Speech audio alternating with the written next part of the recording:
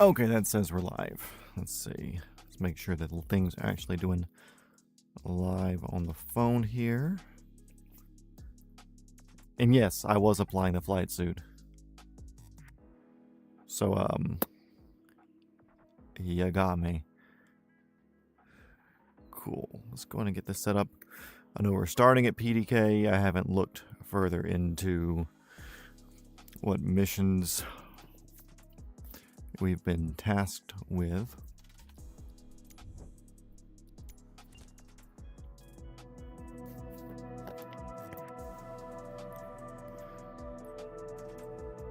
We're just going to kind of leave it on clearish. I don't want to fly in crap weather, but I do want to fly today.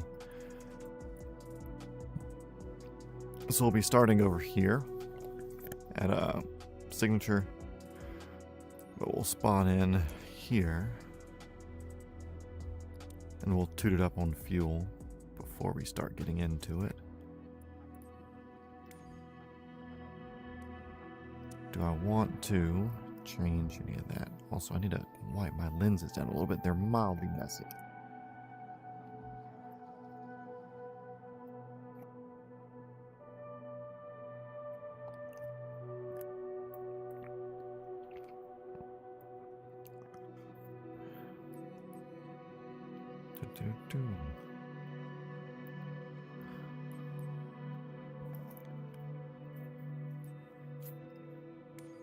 Do I do luxury or civil?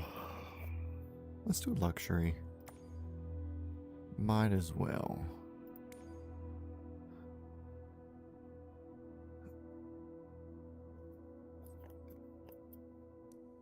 Might as well. Are we copper fancy though? I don't think so. Ooh. It's like a greenish gray. Save him back. Like it. Okay.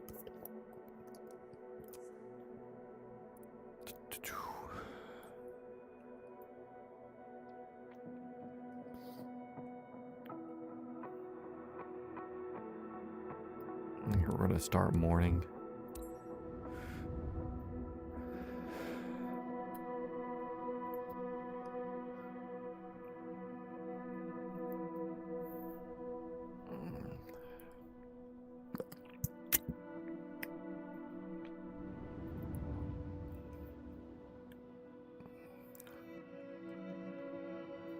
Cool, no need to work this hard, computer. You got it. There you go.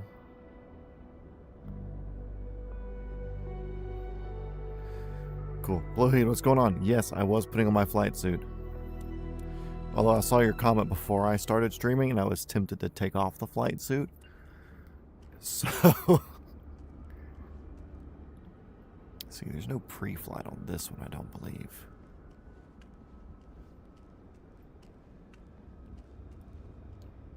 Yeah. Okay, cool. Shift C. Okay, let's look at where we're going. First one, PDK pickup, executive ramp. Off-water preloaded below, da-da-da. Assignment 1, PDK executive ramp, PDK destination large corporate parking lot, North Point Business Park, Alpharetta. Let's see.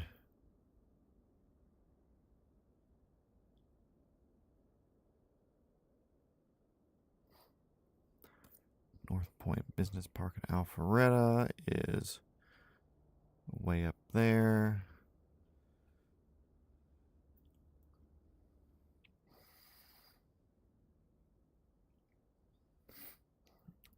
Actually, I don't want to do that one yet. I'd rather see if I can do it here.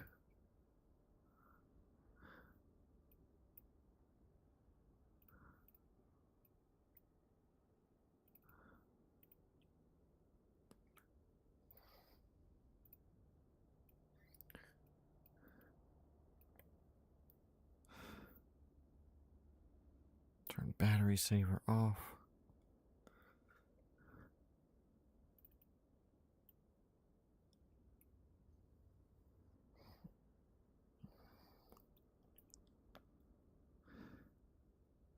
Okay, we're one exit north of this.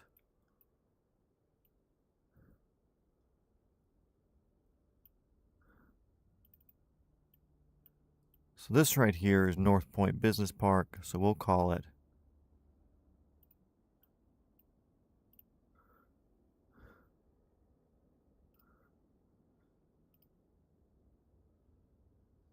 there. Okay, cool. Generally know which way I'm going. Thing that sucks is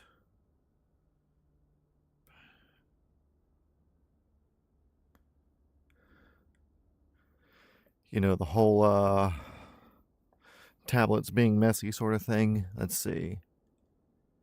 Flying my shorts and socks. Great resolution. You read the chat on your phone when it's in the stand. Hey. Is it really that good? I don't know.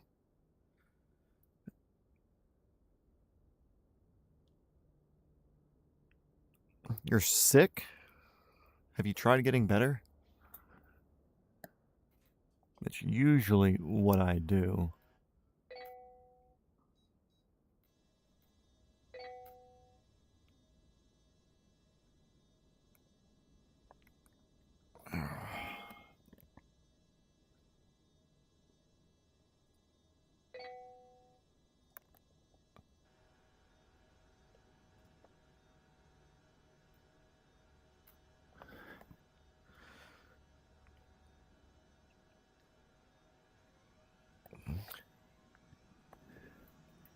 Blades are moving. Let's go.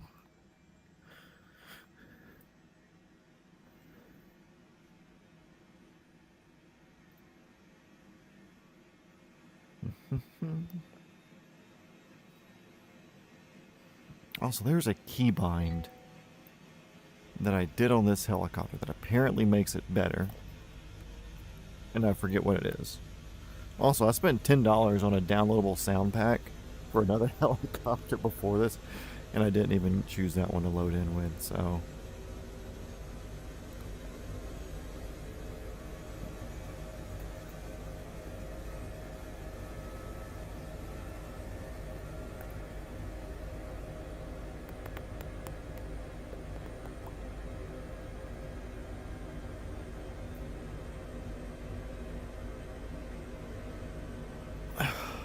Let's see.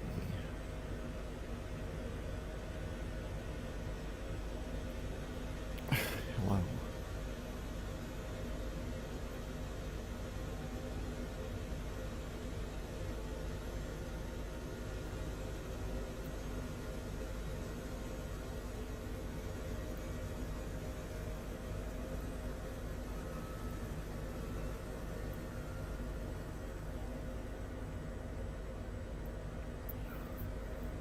Okay, both of those are in idle. Once I got prime pump, turn that one off for number 2 here. Autopilots. Actually, I want to do the... figure out what my thing that I did was. Controls. Keyboard.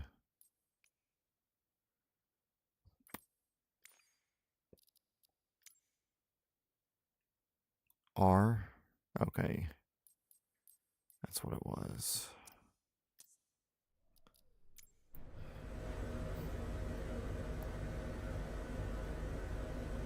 I'm sitting way back over here. You could be down there.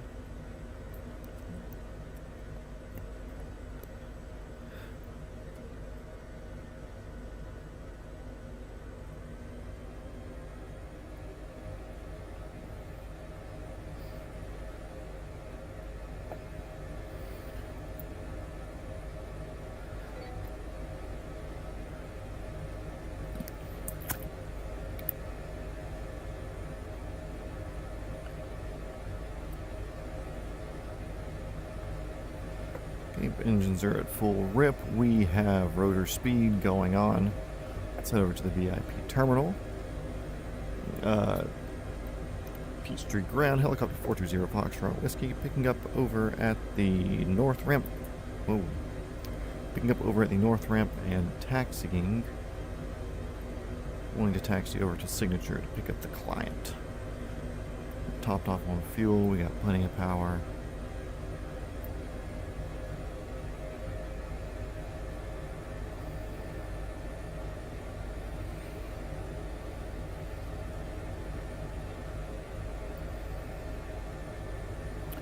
Jeez, what type of left pedal do I need to just barely turn? Goodness.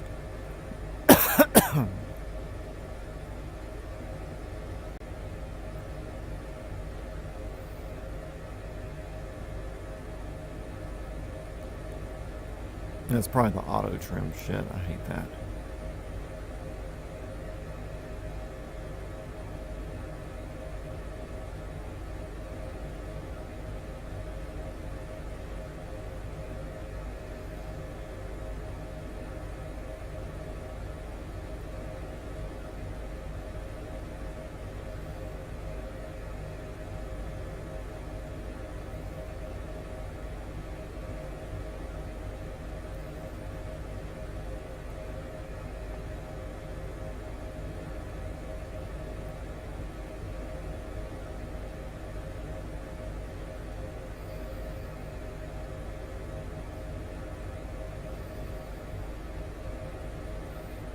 Now this here is Signature Aviation.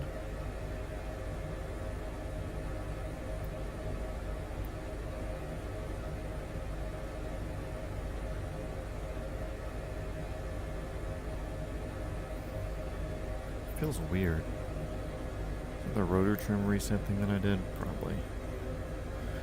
Let's adjust myself a little bit.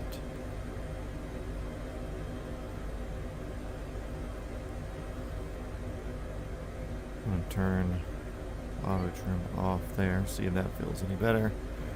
We're going to pick up our VIPs and we're kind of heading to the north, so we're going to get into that now.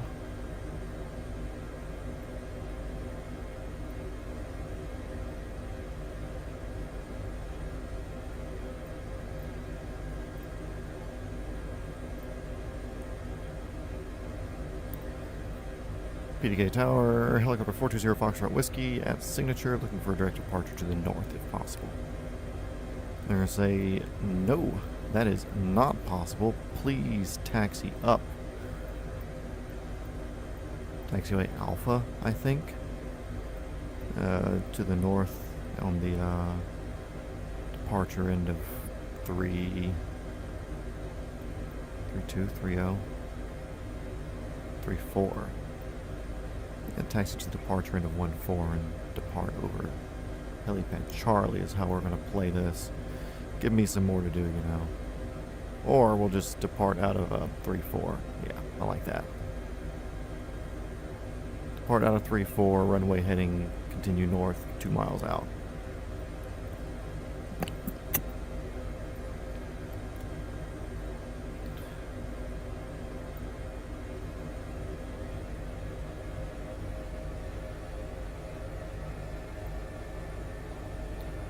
Okay, the auto trim definitely seemed to help out. The pedals messing with me.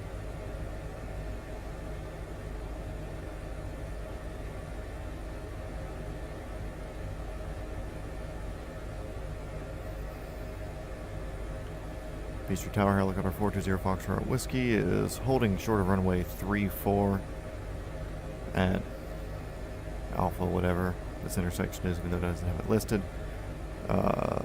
For north departure.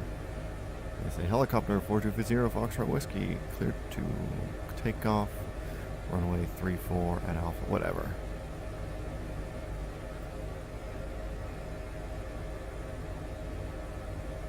Oh, and everybody didn't read the title. We're doing VIP transport today, so instead of doing too late to do an around the world for just where we're at right now, didn't want to do a medical mission thing, so I figured VIP, kind of the same thing, but we're not landing at hospitals.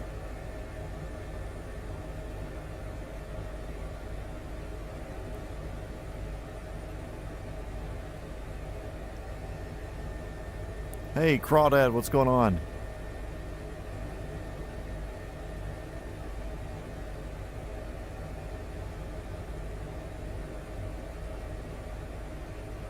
slide around the Huey.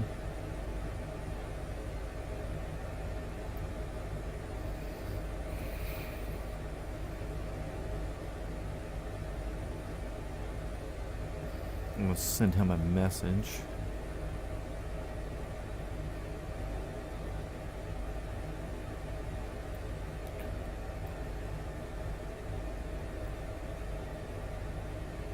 I am streaming on YouTube, Multi-Shop Matt.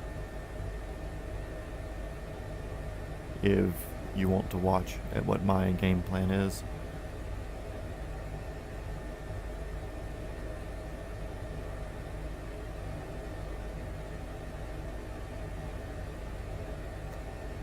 I see that you're here with the Huey.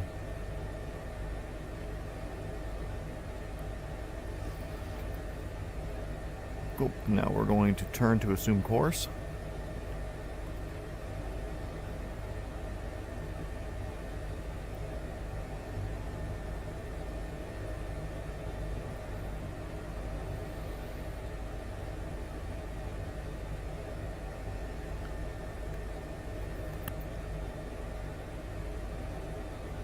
You're maintaining VFR at or below 2,000. And around here, Peachtree Tower will say, "Hey, Helicopter 420 Foxtrot Whiskey, you are now leaving my airspace. Frequency change approved." And I'll say, "See ya." Recent Discord post. Was it the soccer team plane that landed at CSG? I think I saw that on Instagram, but I don't know if it's something you posted on the Discord or not.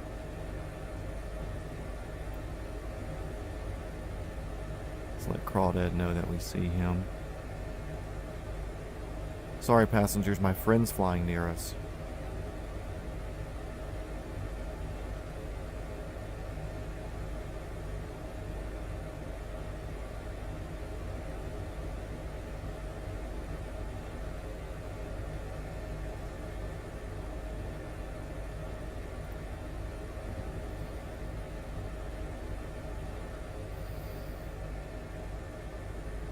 What's that red blinking thing trying to say? Traffic. Oh.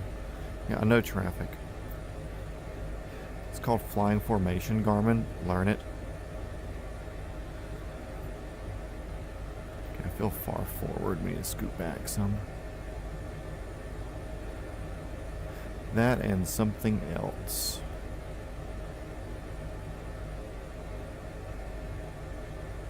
Oof. I am all the way forward right now.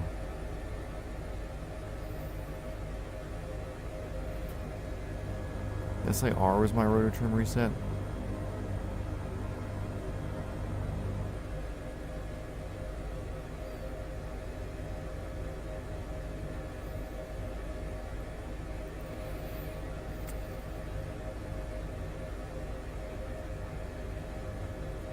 Uzbekistan is already in the U.S. and they aren't going to be flying the 787. I thought they would. So the domestic charter, New York, and then Atlanta. Oh, okay. So they're not flying their cool plane. That sucks. What is up with my rotor trim? Like, that's all the way forward for me.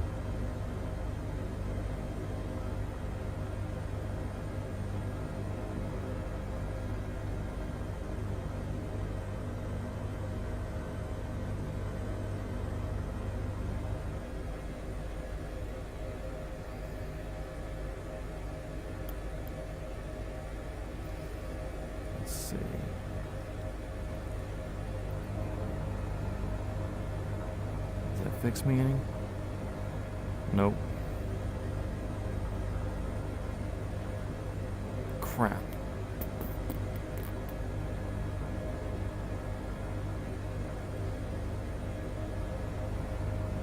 I need to find a way to get on the ground real quick.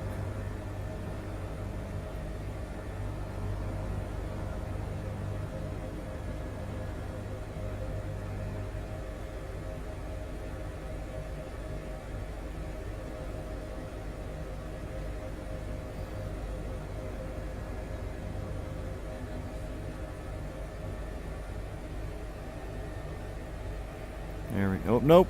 Damn it. crawdad flew near me. Ugh. I need to be on the ground to hit this rotor reset.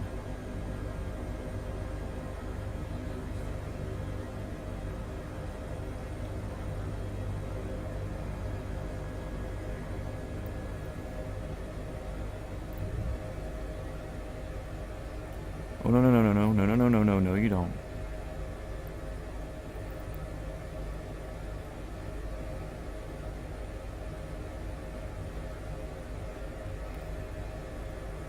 Okay, let's see if this fixes me.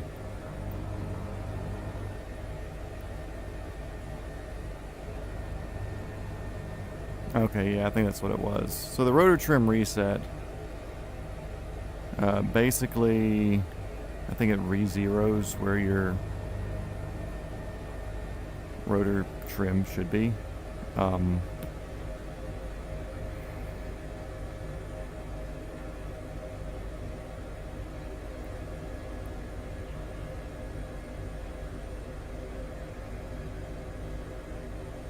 So even here, I'm full forward again.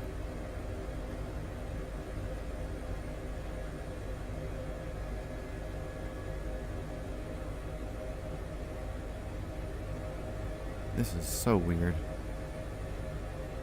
This is not the way it is supposed to be. Stream delay issues? I don't know if it's a stream delay issue or an OBS thing.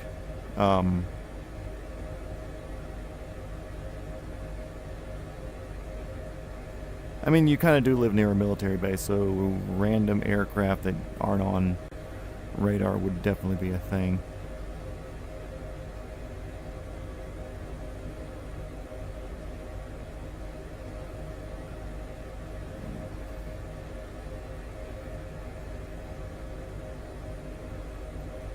See, this is full left now. Why are you not lefting?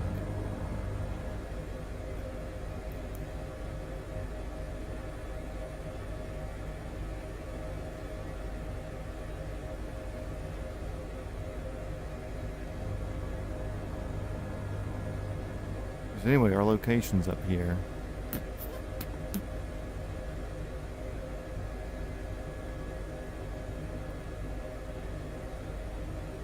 I need to figure out what's going on with this control setup, because I am not a fan of whatever this is.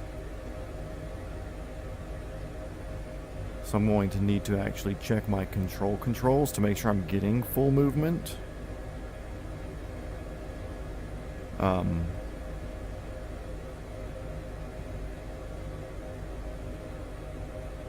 God, that's pesky. That's annoying, especially as I'm trying to do like spot landings at unknown locations.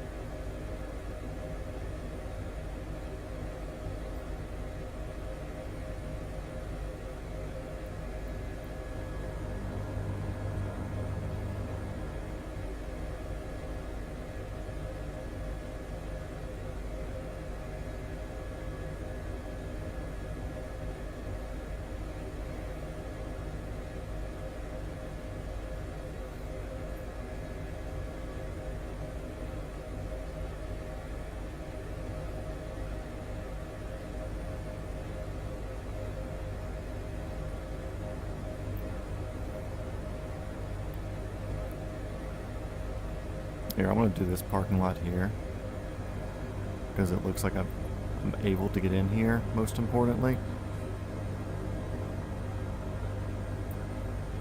Just kind of like, as much as I hate to say it, what I'm limited to at the moment.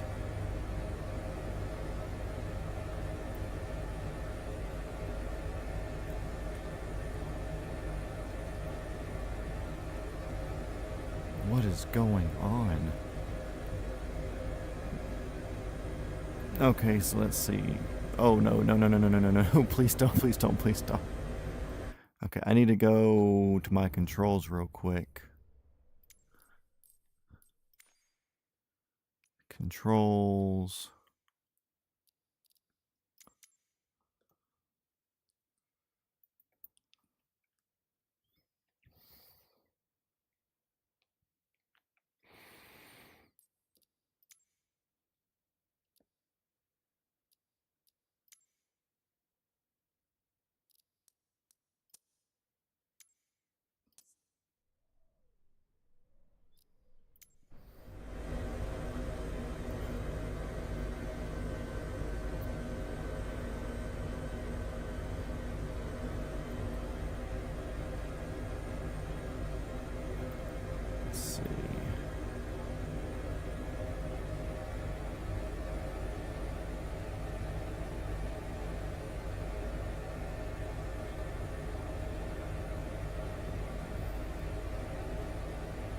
let's see if I can actually fly right now. That's the important part. If I can actually fly, that's good. I seem to have a lot of forward.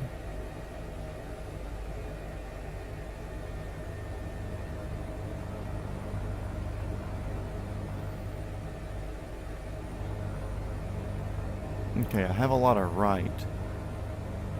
Why don't I have a lot of left? Okay, I guess I do. Okay.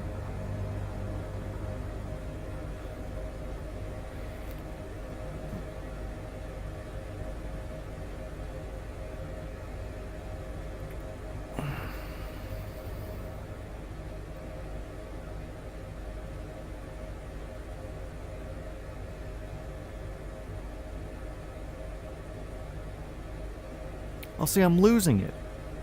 Why am I losing it? What the heck? I'm full forward again. This isn't a weight issue. This isn't a normal thing.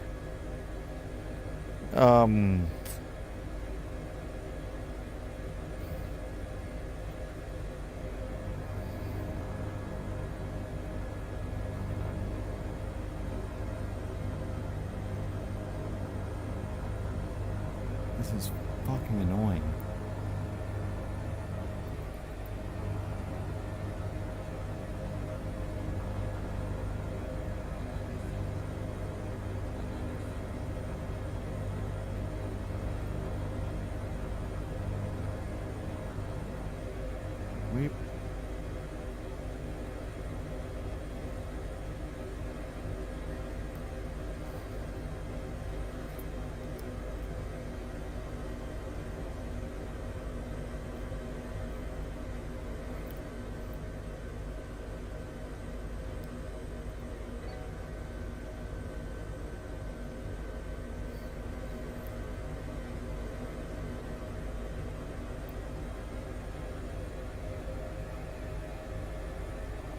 Yeah, I'm finding some weird issues here. I'm gonna restart.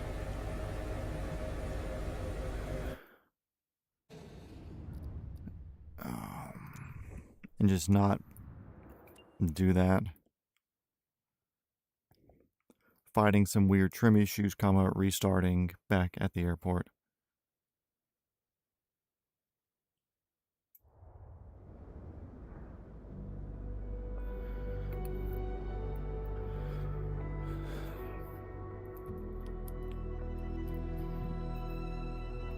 Tyndall in Florida. The Antichrist is coming, guys. That's what it is. G. Okay, cool. Shift C.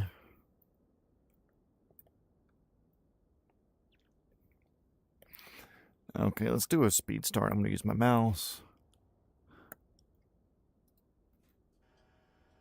On. Standby. Have one on. Reset that. Reset that.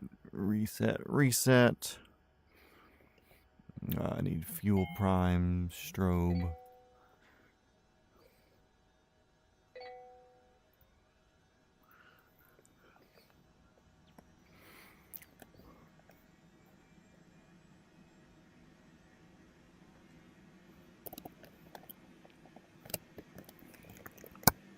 Oh no. What is that clicky sound?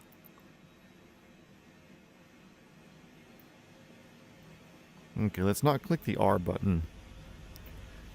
I had read somewhere that it was a good thing to do, and I did it once and it seemed to work okay. I'm not even going to add fuel to it. I'm going to just let it do its thing right now.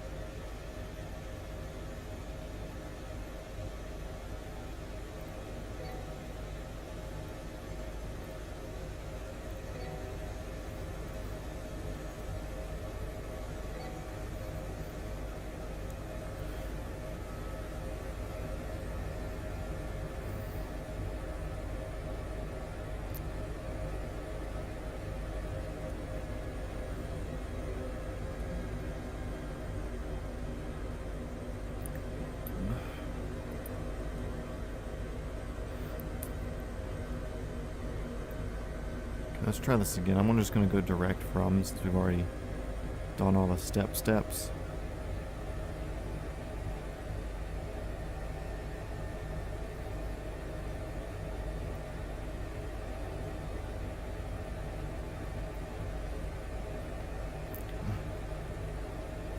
See, I'm already pushing full forward.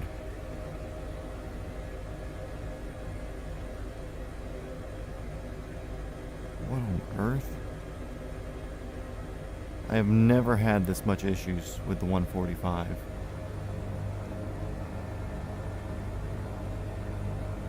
If anybody wants to look up Hype 145 cyclic or rotor trim or something, I'm going to be looking it up here in a second just because I want to figure it out myself. But,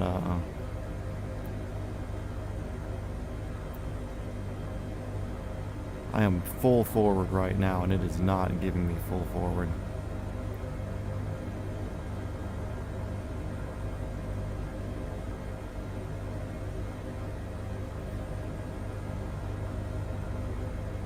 There we go, I'm full left again, and it wasn't giving me full left.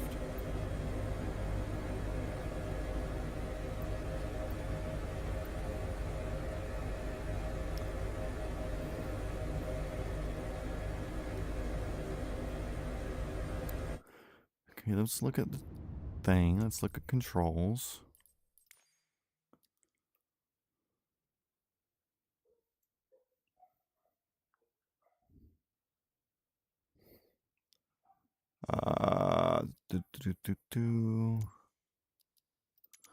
Hardware settings. So that's full left, full right. They both exist. Okay. Full back, full forward. They both basically exist. That's little deads on the end down there.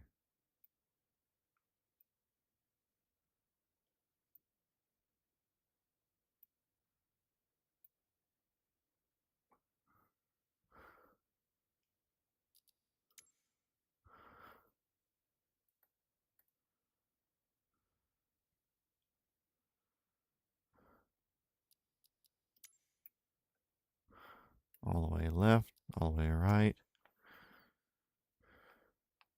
all the way down, all the way up.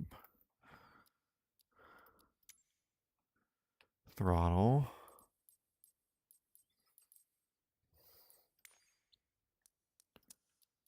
Go back. Keyboard R.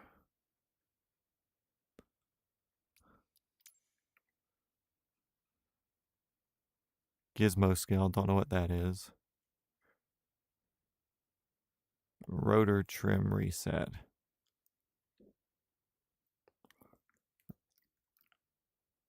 I'm just going to delete that.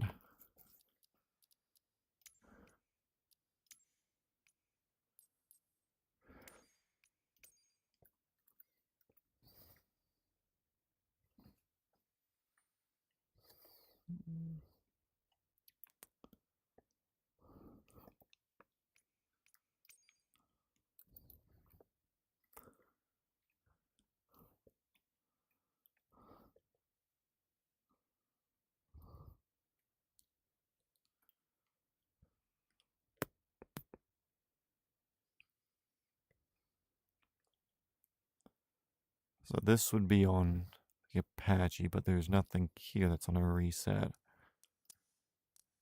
Okay, save and back. Resume. Issues in 24 often happen to your physical joystick settings or fighting the aircraft's built-in trim systems or your access sensitivities are too aggressive. I don't think that's it, because I can take auto trim off and we are still having that issue. I can take all the autopilot things off.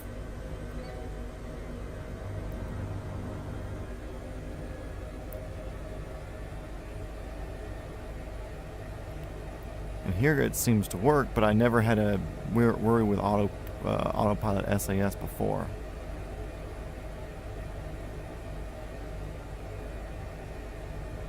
Or they did, it's some sort of new update where the SAS system is like really, really messy.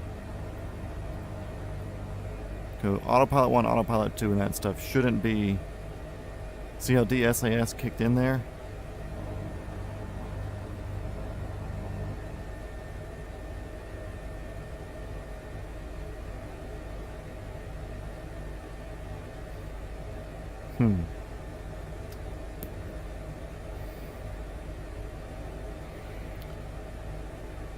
Maybe I'd just try it without ever touching the auto trim thing. Because the auto trim should really only be for your rudders, as far as I am aware. I don't know. Okay, we're going to come up here and actually go to our location.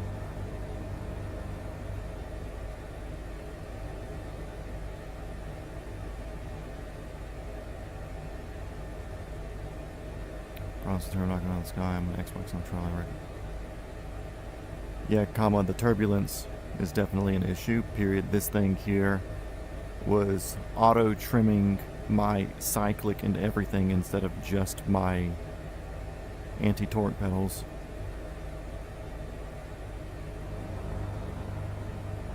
Why do you spell anti like that? I am not that type of person.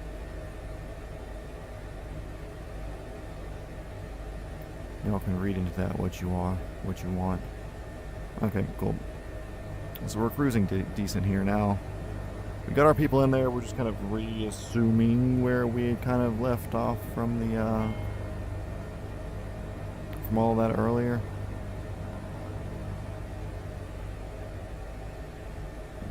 Helicopter 420 Foxtrot Whiskey. You are now leaving my airspace. Frequency change approved. Frequency change approved. Thank you for 420 Foxtrot Whiskey. Click. AUNTIE. I have never also, it's a super annoying thing for how extremely smart. Oh, there's Crawdad coming in. For how extremely smart all of our stuff is. It doesn't realize, like, words I've never typed before. Or, like, my Google phone used to do good. I used to have the Pixel something XL Pro whatever. But I went to a Galaxy S25 Ultra because something happened to my Pixel. I don't remember. Anyways. And it's like, when I do voice to text, I'll say, and I need to do this because this thing's happening, and it shortens me to cuz. No, I said because. Like, and I've tested, I very purposely said because. I've never said, oh, I'm going to do this cuz this is the way. No. Look. This is not somebody who says cuz. This is not somebody who short-term slang terms. Things like that. Or shortens it. Or there's something that I'm trying to spell that may be like a unique part or something like that. It's like for helicopters and stuff like that. And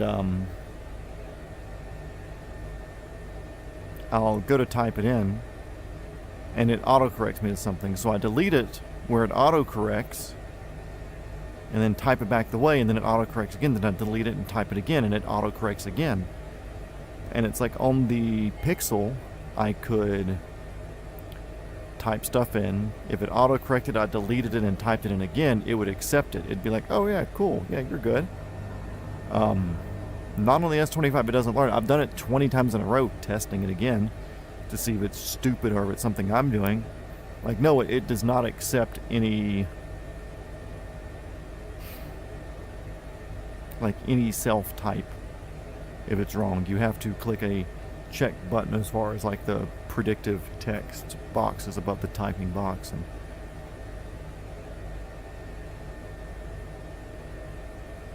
yeah, aunt. A-U-N-T. Thank you. See, the S25 kind of annoys me on some things like that.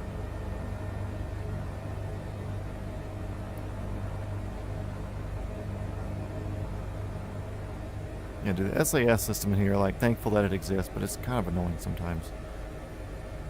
Okay, we're getting up here to our location. That's where we landed last time, but we were supposed to be landing at this building here. They have a grass field. Yeah, mine does not accept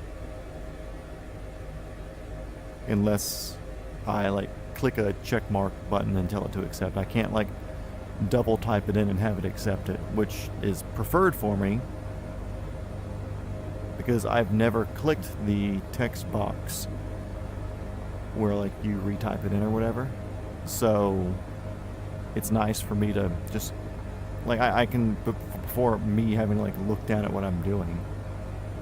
I can just type it in again real quick rather than clicking on a box that's at an unknown location.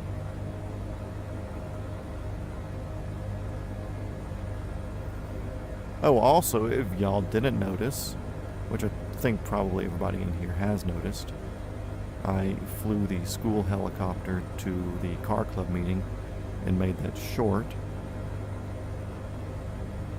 But which it's doing pretty good on Instagram.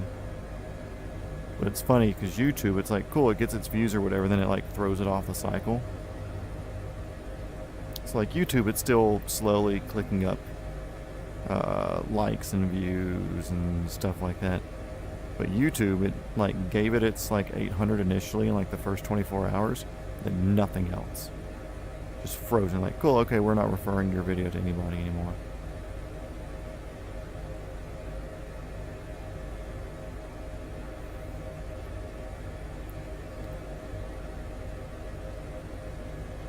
Weird lean back there. Crawdad coming around. Let's go ahead and set this.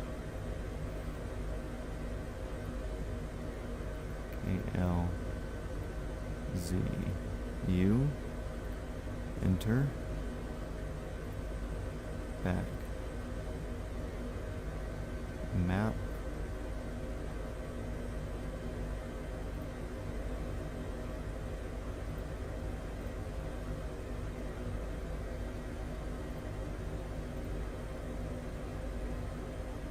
Can't just do a direct to.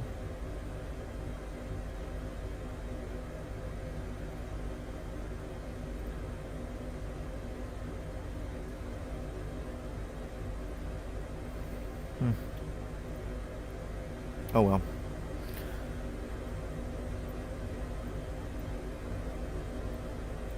KLZU. I believe this is our next spot that we're going to.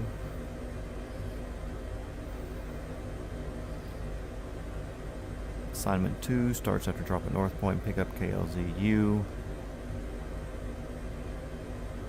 Destination private residence in Milton.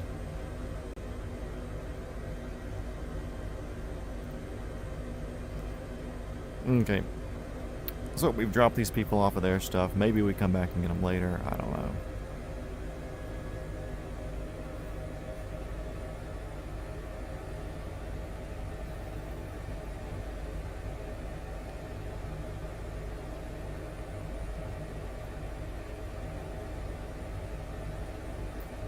See, like on the Garmins and stuff that we use, at least in our little Robbies and stuff, I can just set like a course like KLZU, a direct to, and not have to worry about like an origin airport or anything like that. So that's strange. Maybe honestly, it's still probably a lot of me not knowing how to work a 750.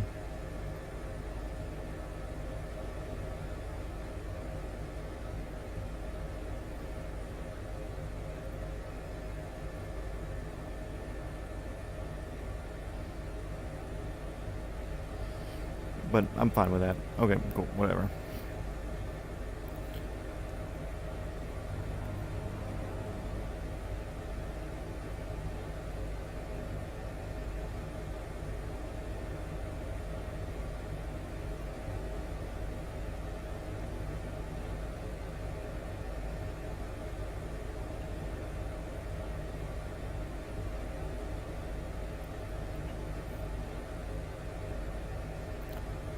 It was doing something to me here where I was fully forward on the cyclic and I was losing airspeed. comma, it was like it was automatically centering my cyclic trim no matter where I put it. So I could never get any extra movement when I needed it. That's why I did some weird landings, because I literally did not have any forward movement with it.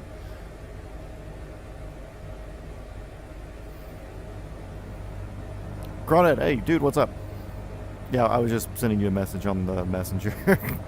But yeah, I had read somewhere, since this is the Hype 145, I had read somewhere that, oh, you can make the flying a whole bunch better if you put a rotor trim reset button or keybind one of those or something. So I did that.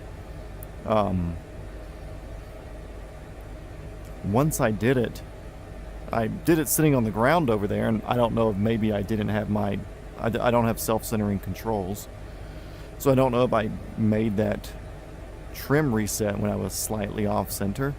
But anyway, I was full forward, and I was not able to do that. I was not able to push forward. It was almost like my full forward was actually leaning back, pulling back on the cyclic a little bit.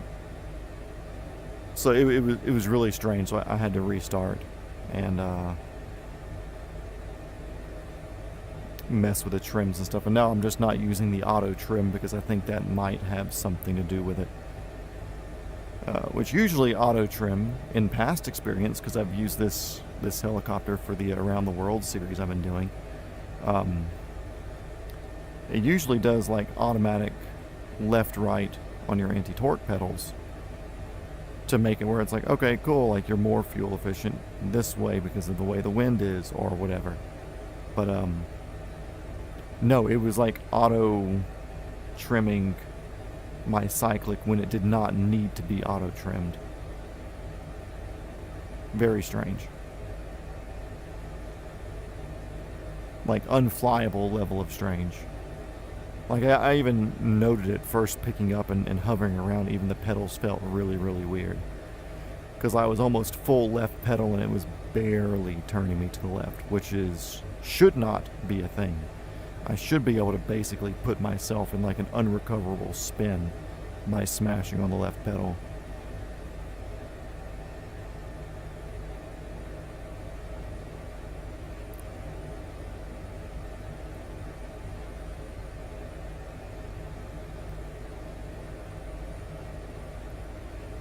Yeah, so we're doing VIP stuff today. We are picking up people and taking them places.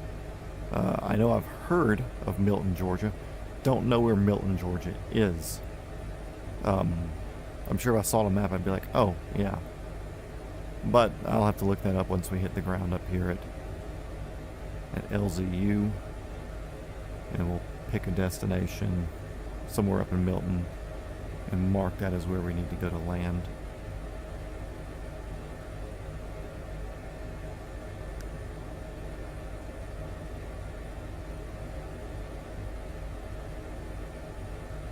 Well, see, I'm sure there's a trim release button somewhere in the cabin here. There usually is. Like if I check the cyclic here. One of these buttons maybe. But I don't have anything mapped. So it's just like, I'd rather not have to deal with it. I don't fly with trim when I fly in real life. I don't fly with trim when I fly stuff in the sim. Mostly because in the sim, this thing weighs 0 ounces for me to move around, so I don't really need trim giving me any sort of forward pressure or backwards pressure or anything. If it was a sim that was set up like some of the, LZU Tower, Helicopter 423 Foxtrot Whiskey, 5 miles to the northwest inbound signature, and we're cleared in. But how like the race car sims have force feedback and everything, then yeah, maybe I would trim it. But it's just like, I don't have a need to trim. You know, we usually just do easy flying stuff here to where it's not that big of a deal. So, I heard a dog coming the way. Maybe it was a dog leaving. Let's see. Get him over here by the collector for you guys. This is Dino. I left my door cracked today for the first time on a stream, so y'all can see Dino getting some good love and action right here. I know, dude. We're flying a helicopter. Pretty fucking sick, huh?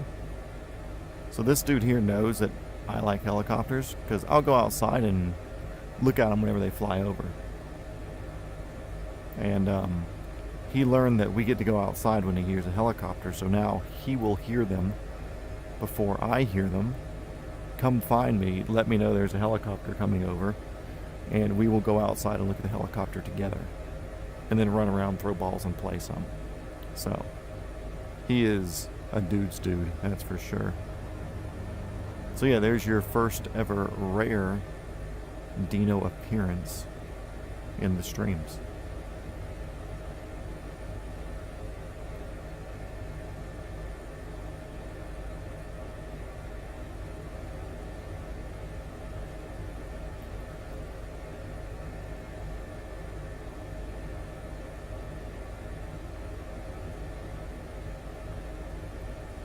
LZU, field in sight. I'm not sure exactly where the FBO is. Map submissions and give myself a spot here.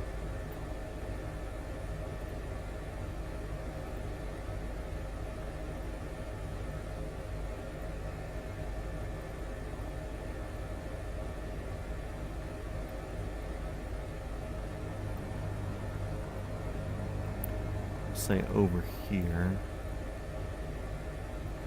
Helicopter 420 Foxtrot Whiskey cleared direct to the ramp at Signature, or whatever aviation services is here. So clear direct, we'll follow taxiway in.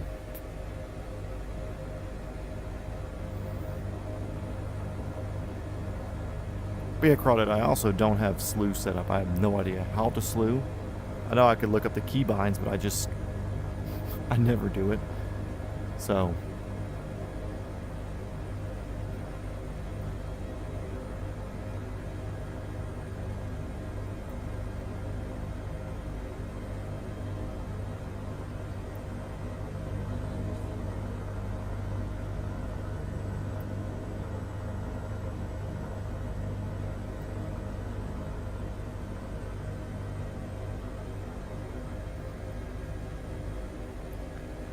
Vision jets in there.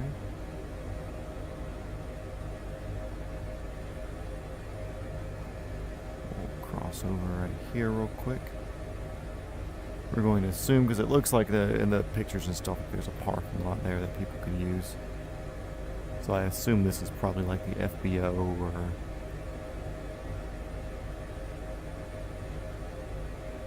Oh, the pedals are so much easier to use now, too.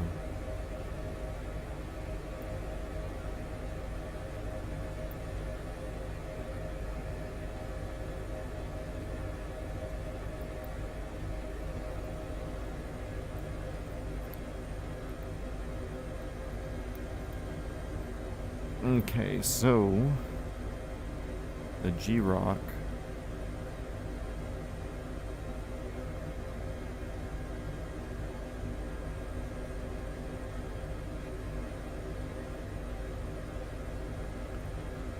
told me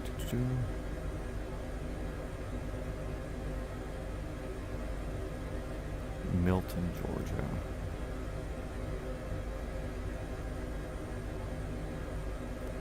On the other side of Alpharetta. Cool. Are there any marked helipads up here? Let's see.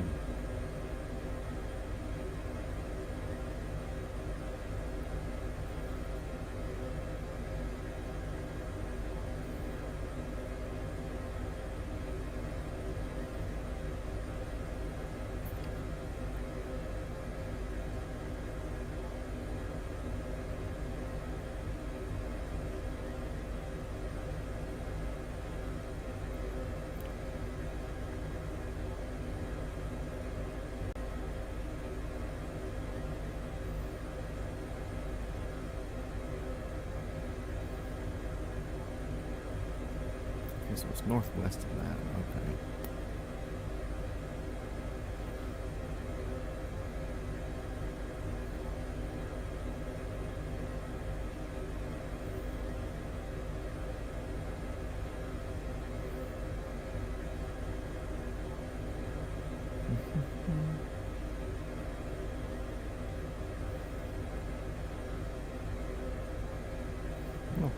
that one.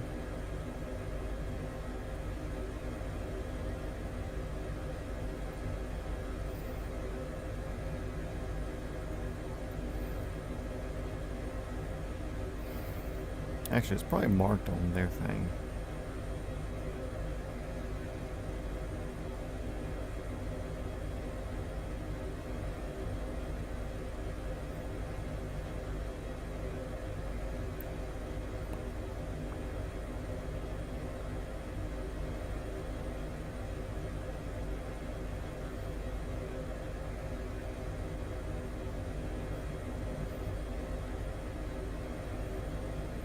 Okay, so we're just going to go north of Alpharetta. Kind of where we took off up here. We're going to get up in this zone.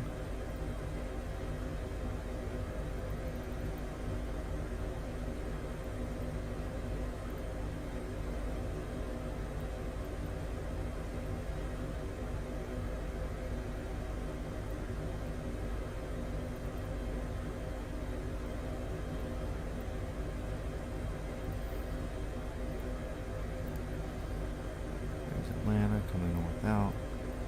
Hospital, hospital.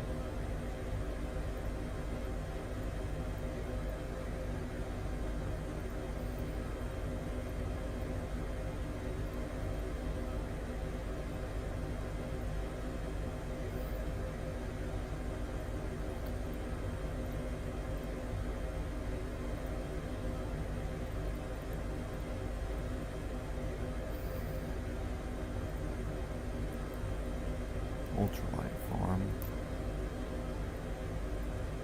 Ooh, no, it's up here. Sick.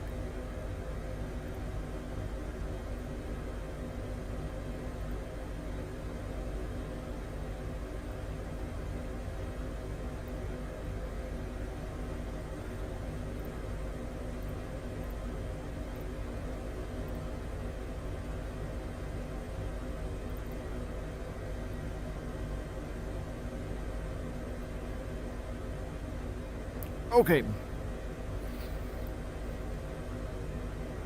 We've got people. Lord Taco. Cool stream. Cool. Thanks for the compliment, dude. We are in the Hype Performance Group H145 today. Yes, I am a helicopter pilot in real life. Not a professional one, but I do fly nonetheless. Working on my commercial now.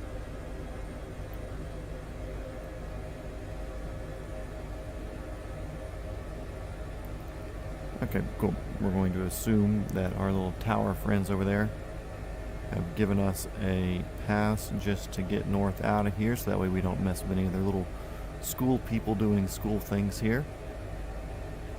Yep, we're in the Hype 145. Usually I'll be doing an around the world stream, but right now we are in Greece. So it's like exactly the wrong time for me to try to be doing any flying, relatively speaking. You know, it's for me to be at nighttime here, or evening time here on the east coast of the United States, to be flying in Greece at the time that I would like to be flying here at home is not good. We fly current time, current weather when we do the around the world stream. So I need to do some kind of beginning in the like 9 o'clock to 1 o'clock in the afternoon sort of streams. 9 a.m. to 1 p.m. streams soon, just to kind of get us through Europe a little bit. We do an EMS one as well. I try to do that current weather time. I kind of fudge that. What are the dogs even saying? Goodness. So I kind of do that current weather. Current time doesn't matter. I just kind of like to do like 2 or 3 flights during the day, 2 or 3 at night. But here, doing the VIP stuff, I kind of just wanted an excuse to fly and have like missions to do. So I just kind of set the weather to clear.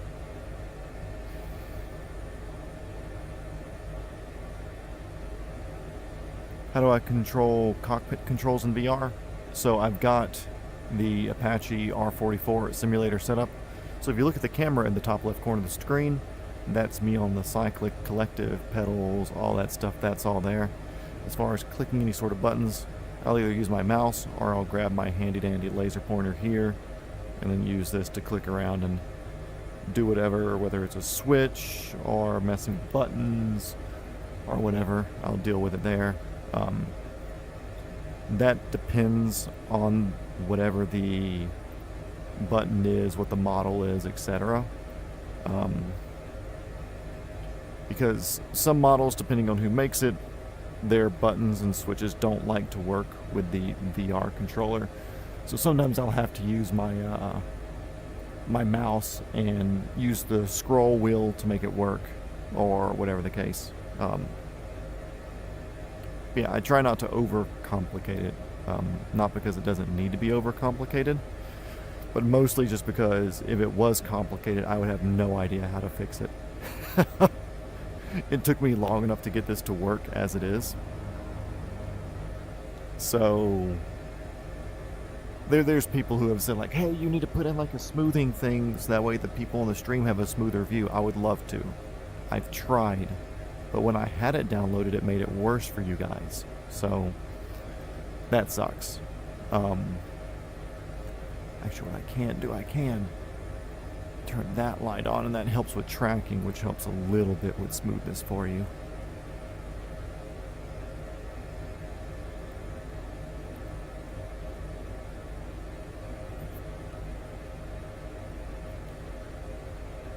But yeah, there's a handful of things I can do to make this better.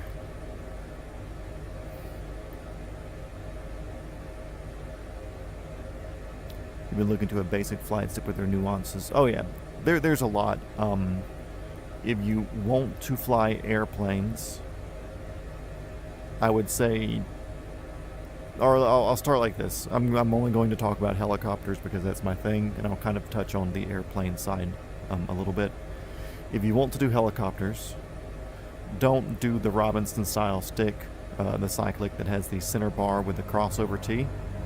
I did this because I built the simulator to teach myself how to hover and fly. So when I went to go do lessons in real life, it translated easier. Now that I am licensed, I will say that this helped me tremendously in learning basic maneuvers and things like that. There are some bad habits that you kind of have to be aware of. But for the most part, this was a killer thing to do. But now that I fly in real life, I've realized that having the over-the-top center stick as a training tool isn't 100% necessary. A center stick Cyclic would work just as well because at the end of the day, it's forward, backward, left, right. The only thing that's a little bit different about this, it's more of a, for the Robinson controls like this, you're translating the entire stick forward, backward, left, and right rather than moving it like a joystick on a center pivot. Or when I say center pivot, I mean like between the legs pivot. So the physics of how this one works is different, but the lessons about rubbing your head, patting your stomach, which is left, right on the pedals, up, down on collective, and canceling stuff out with a Cyclic, all those lessons are going to translate no matter what. So looking back, I do wish that I got just like a standard Bell or Airbus or something Cyclic like this, where it would be in the middle, just like this here, instead of, if you look at my camera view now, like this one here.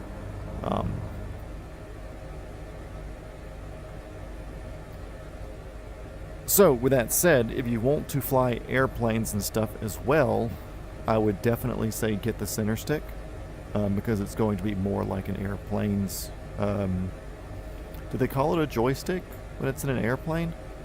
I don't know. Whatever the airplane center control stick that you wiggle. So if you plan on flying airplanes consistently within the simulator as well, definitely get one of those.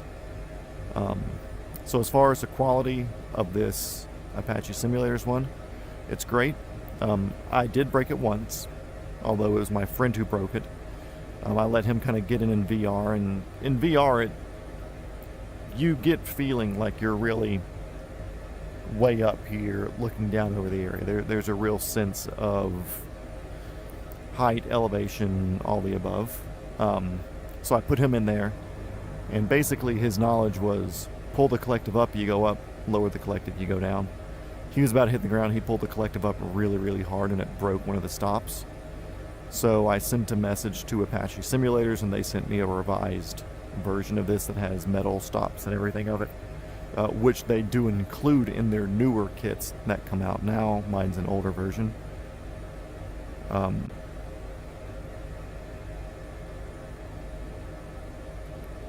Yeah, so like, yeah, if you plan on flying both, definitely get center stick. It's not necessary to have the Robinson controls, but I will say it was nice kind of already understanding how the translation of left, right, forward, and backward work, because it's a slightly different movement that you do with a cyclic. At the end of the day, like I said, the side's still the same. Forward is forwards, backward is backwards, left and right are left and right. So I do wish I had something like that. I may upgrade this in the future. At the end of the day, I can go fly a real helicopter now if I want to. Cost me a lot of money, comparatively. Hopefully one day I'll be doing it as a job, so I'll be getting paid to do it. But I could just go hop in a real one if I wanted to, so it's like I don't need to invest tens of thousands of dollars in a setup to fly helicopters at home. For me, spending $1,300 to $1,400 on these controls comes all as a kit. That's great. I don't know if you can see it on the camera, but if you look down here, the wires come out in the front. That's a bit annoying. I stepped on one once and it kind of pulled the plug out of the thing. And my controls didn't work for a little bit. I had to wiggle stuff and kind of re-stick it back together. I wish that was redesigned. So it's something where I've looked at 3D printing like a case or something, like a protective sheath cover or whatever, to go over that and kind of keep it where I don't step on it, the dog doesn't step on it, whatever. I see that you say you're working with a budget. Keyboard and mouse definitely hard, so you can do something like one of the HOTAS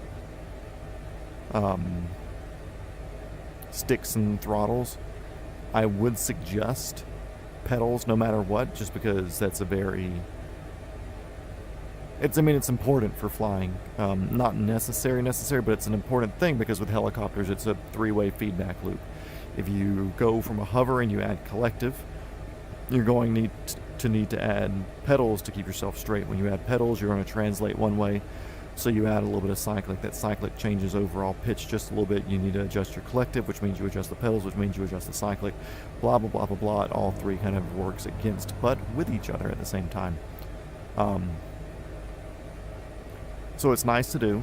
It's nice to have the pedals. I would say if you could do a HOTAS with the pedals, great, but you're not going to get the collective effect of a bar that you're pulling up and down. You'll have a throttle quadrant that you're sliding up and down. So definitely make sure that's solidly mounted to the desk or table or like side thing to your chair or whatever. So that way you're at least getting in the motion of like, okay, cool, up is up, down is down, or if you want to mount it sideways, I don't know, that's up to you. But if it's something where you want to be more serious with the helicoptering stuff, definitely get yourself a collective that goes on the side. Okay, it looks like we have our place that we're going coming up here. We're 3 miles out off our nose next to some fields up here. Not in view, and I'm going to start lowering the collective a little bit, dropping some altitude. We're up at 2,100 feet right now. So far as the rest of the setup, since we're already kind of into it, I have a MetaQuest 3. There are much better VR headsets out there, that's for sure. The reason I did this one is it's an inside out, so I don't have any like little base stations around me. All the cameras that get the location of where this thing is, it's all built in, so there's nothing extra. It's all self-contained. Apparently the 3S, 3 Plus, whatever it is, isn't as good, so if you're going to do the MetaQuest, get the 3. I cannot speak for any of the other ones. That's a great option. I'm actually looking at building a small PVC rig, to be honest. I'm not going to be extended. going for aesthetics but functionality. Oh yeah, exactly. Like this thing isn't. Apache does a good job for providing something at this price, so I'm not going to sit here and dog on them for building this. For what it is, it's great for $1,200. Very hard to replicate something that already has the proportions pretty well set up already. So I'm not gonna really complain about that.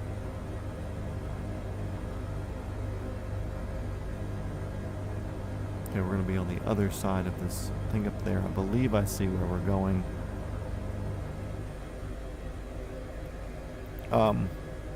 Yeah, I would... Obviously, sturdy's a thing, so you have a valve index and don't like it. Never worked with the valve index. I've seen some people talk about them, but it's just kind of like all... I don't say you get what you pay for, but you have to kind of judge everything by everything that you need to do. And like I looked at a handful of different VR headsets before time, and the big thing for me looking at the MetaQuest 3 here was the fact that it's a inside out, self-contained. I will say this, this gave me a lot of issues in the beginning. And the reason why, I was under the assumption I could just plug it in USB-C to my computer, and my computer could charge it and transmit everything at the same time, which it can, and it's completely capable of happening that way. But must not be trees over there for him. But I'll say this with... I'm sorry, I'm sterile cockpitting myself just a little bit here getting in.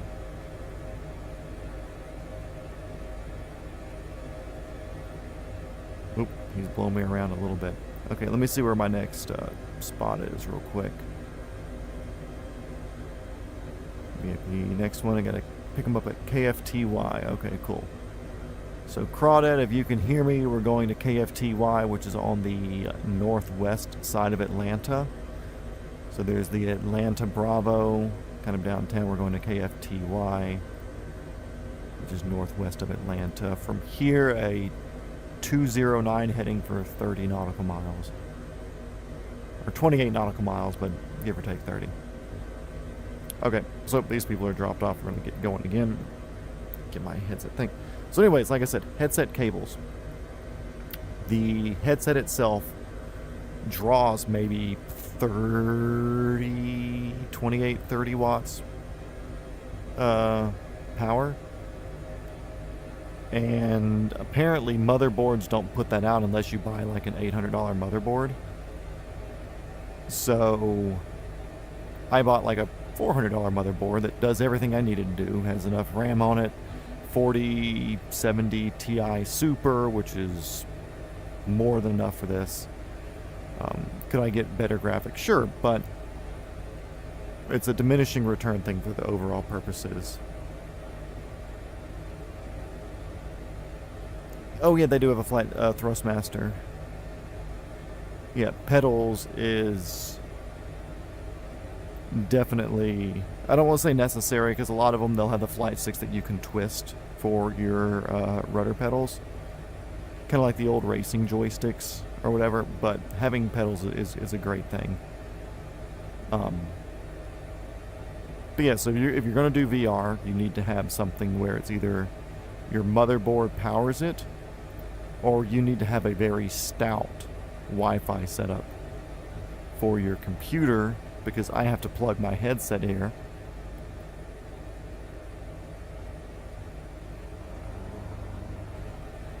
That was weird. Oh, I forgot. Oh yeah, if you double tap on the thing, it takes you out of VR.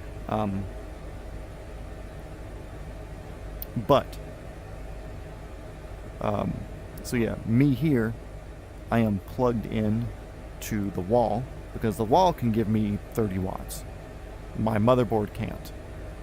But also, the setup where I have all this put up is in a deep corner of the basement where I have room. So, and it's also where TV and all the other game theater type stuff is. So there's like very crappy Wi-Fi down here. So I actually have a separate Wi-Fi router that comes off my PC and sits on the table here next to the TV. Kind of looks like a little PS5 almost. It's called a Prism XR. And then the Prism XR runs a dedicated Wi-Fi network that's just for the VR headset.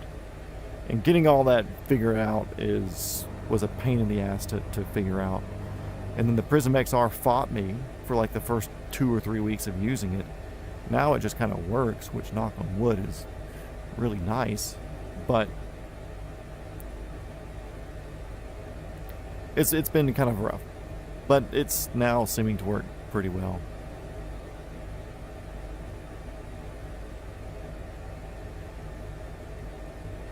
Oh yeah, 4070 is good. Oh yeah, give me a lot to think about. So yeah, 4070 Ti Super is what I run. And like I said, it wasn't worth the cost. There was a 4090 sitting here right next to it when I bought it. Because this was pre-50 series. It's a 7800 X3D on the CPU. Anyways. So anyway, all together, cost of controls, headset, computer, I spent just over $2,000 on the computer. We'll say $1,500 on the controls, $500 on the VR, so I'm like $4,000 deep total. And that was kind of my goal for pricing on this, which was when you look at helicopter lessons in the Robinson R22, the small 2-seater, it's about $400 an hour with instructor. And they say most people learning how to hover take 10 to 20 hours to learn how to hover, depending on who you are, how well you pick it up, whatever. So I figured $400 an hour for 10 hours is $4,000. So I would gladly invest $4,000 in this, teach myself how to hover. That way when I do the real thing, hopefully I would already know how it works, and that hovering came easy to me, and that I could focus on other stuff like approaches and autos and whatever else needed to happen. And that's what I did. I soloed at 20, tested at 40, so I did everything at the federal minimum hours. Yeah, it worked out fine. So you can learn how to fly on here. It does give you some bad habits sometimes, but you have to be aware of it, and the bad habits that I picked up was something that I really wasn't aware that I was going to pick up. There were a lot of things where I understood I was going to get a bad habit somewhere, and I would fly. Like a lot of the aerodynamics aren't as good in here. So doing an auto rotation, you have way more blade inertia in the R22. You don't really get vortex ring state or settling with power. So you have to like know how to learn how to not do fast, steep approaches. Let's see. That's really not bad price-wise compared to some rigs I've seen. Oh yeah, like I said, I could have done 4090, or I could be upgrading to a 5090 now. But at the end of the day, I can run enough frame rates. I can run enough internets. The frame rate's good enough to where I don't get sick. It looks good enough for me flying around recreationally now to where it's like, okay, cool, like it could be better, but it's not bad. But I was not going to get anything extra learning or education-wise out of this machine for me spending more money. I kind of spent like the minimum maximum amount for doing this and getting what I needed out of it, which I wanted a smooth experience in VR with mid-level graphics, because I didn't want to like roll around and look like really, really stupid things for. Crawdad broke off back there somehow, doing something. There's Atlanta down there. FTY is ahead of us 15 miles. So yeah, it's like I wasn't going to get anything out of having better graphics learning how to hover, you know. I actually learned how to hover in 2020, so even then the graphics were worse than this. Yeah, and like I said, I didn't even build this sim. It was $1,300 or something from Apache Simulators. And they have one that's not a Robinson setup too. They have one that's a center stick. And I think it might be set up capable more for airplanes too. Also, I will say on the airplane ones, I do kind of wish I had airplane pedals that had the tilt pedals so I could use those as braking. But also, like, whenever you fly an airplane, you don't need a collective. So I made my collective axis where all the way down is brakes off, and I pull up on the collective, and that's my braking. So FTY Airport Tower, helicopter 420 Foxtrot Whiskey is 3 miles to the northeast, inbound, full stop, signature. And we're cleared in. For basic pilot tips, texting and flying doesn't mix well either. That's a good tip. We'll make that tip number 4. Tip number 4, texting and flying, not a good thing. And I'll do basic pilot tips for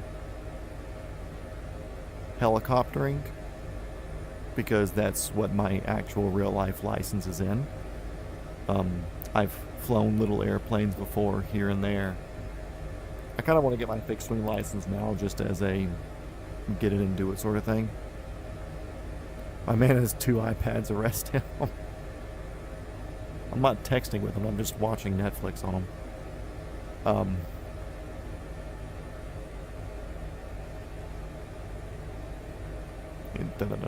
Tips. Oh yeah, tips. So helicopter flying tips. First thing, do not fly with any assists. Turn the assist off. I made the mistake where the first 10 to 20 hours or so that I was flying, I didn't think about it. I had left all the assists on. I was like, oh cool, I figured out hovering. I can hover and I can do the flying around and stuff like that. And then I looked and the assists were on. I turned them off, and then I had like another 10 hours of readjusting the way my brain worked. So that sucks. Kind of annoying, whatever, you know. On top of that, I had downloaded a lot of different helicopter models. At first I was flying pretty consistently just with the Robinson R22 because that's what you train in. But it's like if you fly that and you get used to that one helicopter doing everything that way, then you get in the real thing and it does like 4 things differently. Then you're used to something completely wrong anyway. So I try to like go through flying all the different models. So no assist, that's the big thing. Just that way you're getting nothing trying to help you learn left or right or hovering. Second thing is, if you are okay with not like starting cold and dark on the ground, because some people want that fulsome experience, and I've done a video and I've talked about it on streams before about learning how to hover, because I had to teach myself alone, so it was something very difficult to figure out on your own. But if you think about the aerodynamics of the helicopter, on the back here, let me get rid of this, you have the giant vertical stabilizer. And what that vertical stabilizer does is, as long as you are moving forward, it keeps you pointed in the right direction. Like, I can add full right pedal here, but you can see we're still moving in the right direction. So your pedals, even though they help you trim when you're in flight, just over torque the shit out of the engine doing that, funny. Even if your pedals are more or less just for trim during flight, you can fly forward, no big deal. When you have airspeed, you move forward fine. So whenever you spawn in, I would say for your first however many flights that you do, start spawning in airborne at 1,500 feet. Like when you just kind of click a random area and it spawns you in the air, but spawn already flying. Because taking off requires you to have to do a lot of pedal work. If you already spawn and you're cruising at 50 knots and you're moving in a certain direction, cool, you don't have to do anything. You're just sitting here and making sure that you're pointing in the right direction with your cyclic and that you're not too far left or too far right rolling around. So what you'll do is spot in the air, going, and you may even do it near an airport or big parking lots or something like that.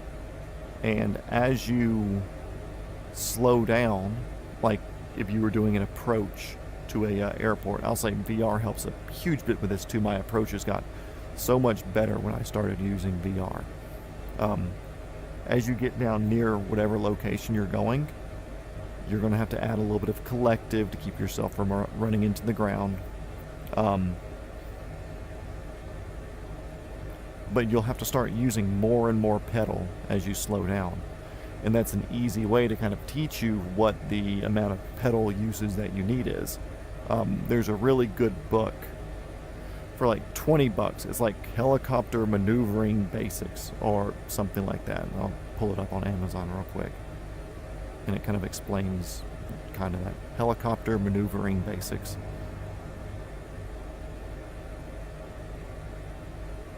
Book. It has a little Robinson R22 in the front, and I can't see if you can see it, but it's like a red helicopter in the front. It's called Helicopter Maneuvering Basics, or Helicopter Maneuvers Manual. And that kind of gives you a lot of that stuff that you need to, like, okay, cool, like this is generally how this maneuver works. You know, it's not a perfect science because maybe you're flying the Cabri G2, which is a European helicopter, so the rotor moves a different way. So your manual will say, cool, when you're doing an auto rotation, you'll need to apply right pedal as you're going down. Well, when you're in the Cabri, you only need to do left pedal. So it's something to kind of keep in mind. But with that said, for whatever relatively low cost that book is, it gives you the information of all you need. Everything that you learn in real life helicoptering, that book tells you. So I don't want to say like your instructor is useless at this point, but he's just going to tell you the things that are in that book. He may give you some things that make it easier, like little tips or tricks that he's figured out. But for the most part, what he's going to tell you is exactly what that book says. And you can start as slow as you want to with that book, or you can start as fast as you want to with that book. It's going to pretty much put you where you need to be. So what I'll do here, I'll kind of see, I don't know how bad this one does it, but I'm going to get all my controls centered. So my pedals are completely centered right now.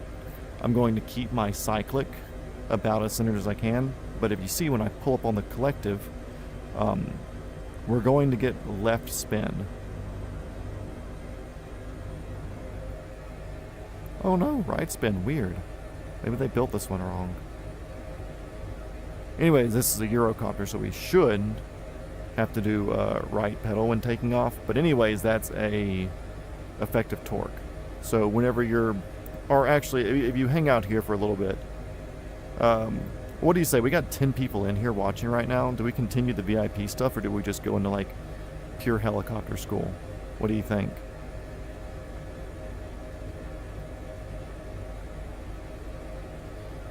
So I was going to say, like, you do all your stuff and you come in and you just slow down more and more and more and more.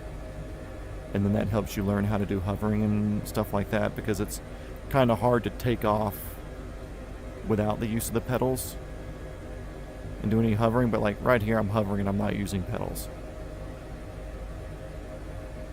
So I don't know, that's just, this is also an extremely expensive helicopter, relatively speaking. How do mods make poles? I have no idea. But yeah, this also has like autopilot, SAS and stuff on. I wonder if I turn the autopilots off of it, will do it for me. Let me see this.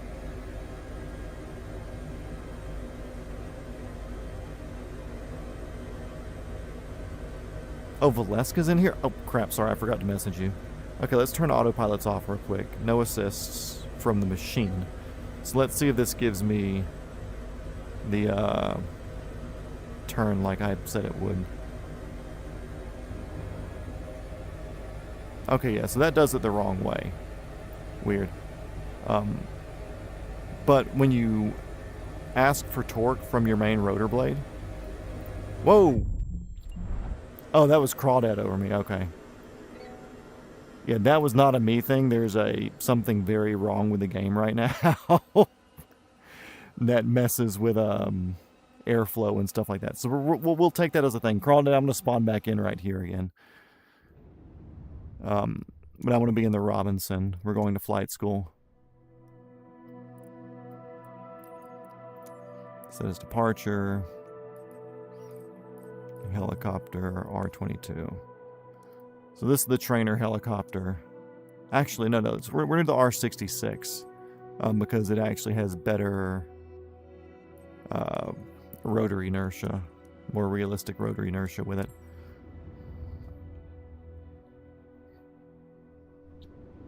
You're not VIP. Oh, only I can make polls? Oh well. Well, we're here anyways. We're lower quality VIP transport now. Let's see. So that needs to come off. Those need to come off. And this needs to come off. Shift C. Let's get in here. We need battery, strobe. That can turn on. Make sure this is all the way down. Governor off. Click on. Watch our numbers. We're going to hit and level off like 12 to 15 there. Introduce fuel. It starts.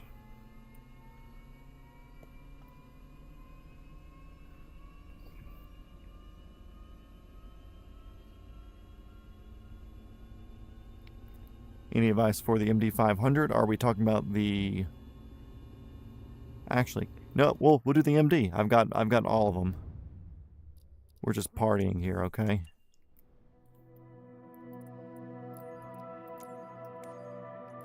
We'll do the 500C from Taug's Hangar. I like the way it flies much better. Saving back. Start flight. So there's a 500E from Cowan Sim. It's good, it's solid, it's great, a lot of liveries. The Taug's Hangar does fly better.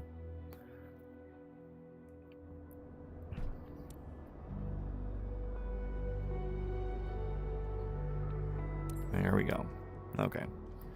So that off. That off. That off. Get rid of that. Don't think there's anything else out here. Nope. Shift C.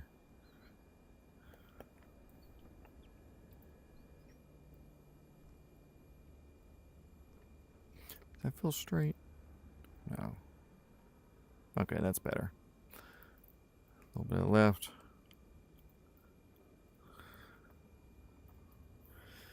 Okay. Ugh. Okay, MD, how do we start this one? We need battery on. Fuel pump on. Let's see, inverter, that can be there, that could be there, that could be there, that could be there. Cool. I've got a starter button on my cyclic that I'm just going to press because I don't want to look. Looks like I need to hold this one down.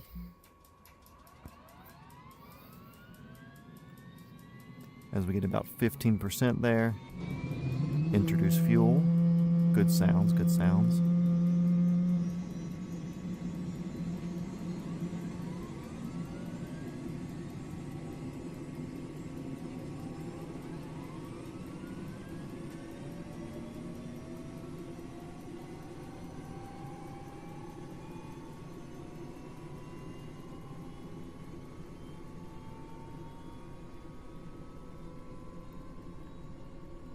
Okay, we've leveled off there. I still haven't done the 530F yet. Generator on. Okay, I gotta use my mouse for this. Like I said, there are some models where you gotta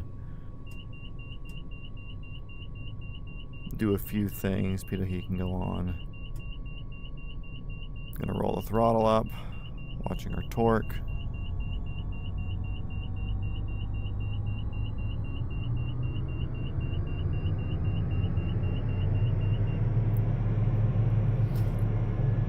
Okay, so MD, let's level out our pedals real quick.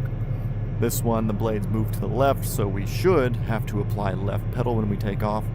So if I yank up on the collective, you can see how we're turning right immediately. So I have to throw in left pedal to stop that right turn. I feel slightly far forward. Does that feel better? Yeah. Okay, so when you're taking off,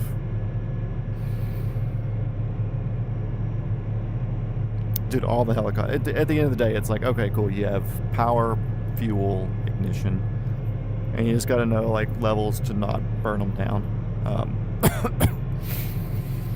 It's like if we were in real life too, I should have my position lights and strobe lights and stuff on. If we were out in the wild doing stuff, IFF should be on because that should keep anybody from shooting us down. That's like a friendly fire identifier sort of thing. Okay, anyways. So you saw how when we pull the collective, like I said, the main rotor of this helicopter is spinning counterclockwise. So it's going around this way. When you pull the collective up, it adds more pitch to the blade, which means you're creating more torque, turning the body of the helicopter the other way.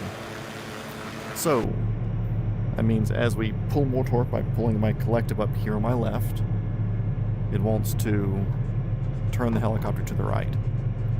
And left pedal is what?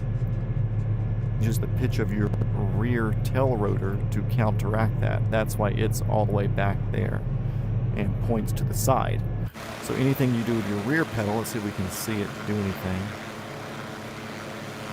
Some of the models you can see them kind of move. Oh yeah, you can see it. Okay, so here the pedal's pretty even out. We're looking at this line right here, okay? And you see how it changes the color there? That's because I'm changing the pitch of the rear rotor blade, which either adds or takes away thrust from one direction or the other. So I know that we're going to twist to the right, so I need to preemptively put in left pedal when we're picking up. So now if I pick up, we're going left. Too much left pedal. Take some out. Try it again. A little bit of right, a little bit of left, even it out. And now if I hold my cyclic straight, you'll notice, where are we going? We're going to the right over here. Why is that? So, in the process of doing left pedal, which is trying to make me turn this way. See if I can kind of get above us. Yeah. So as I do left pedal, which makes us turn this way, to make the helicopter turn that way, this is also pushing, generally, the entire body of the helicopter to the right. That's called the translating tendency. So, not only... Oh, now he's showing in the 500. See? What up? So not only do you have to add left pedal as you're picking... Do I feel a dog near me? Maybe. So not only do you have to add left pedal as you pick up, you have to add a little bit of left cyclic to keep yourself from translating to the right.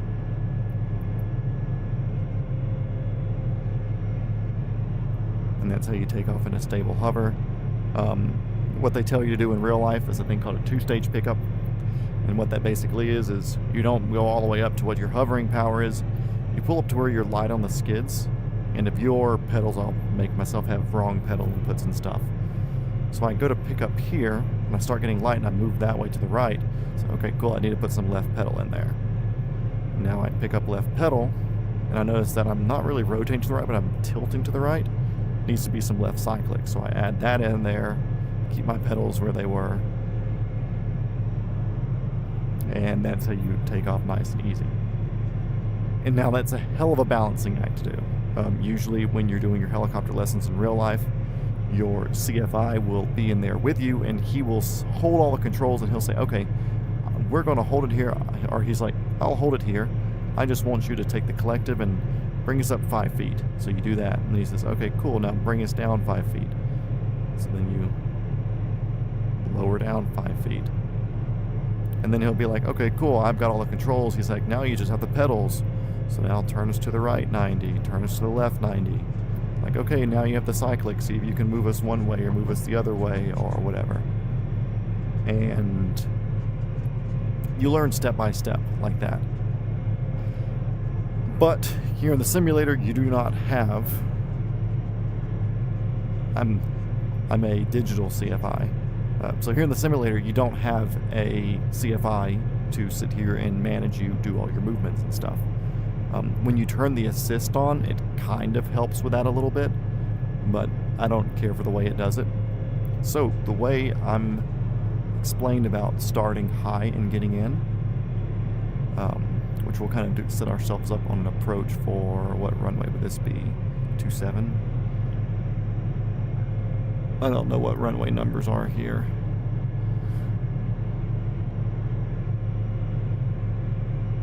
Two, 6.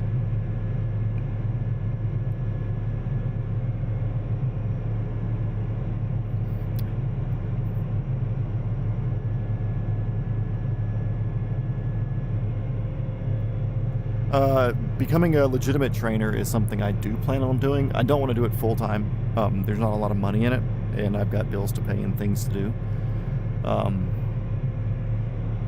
But I do want to do it just because I think learning how to teach somebody something teaches you a lot about flying. Okay, so here I'm going to even up my pedals.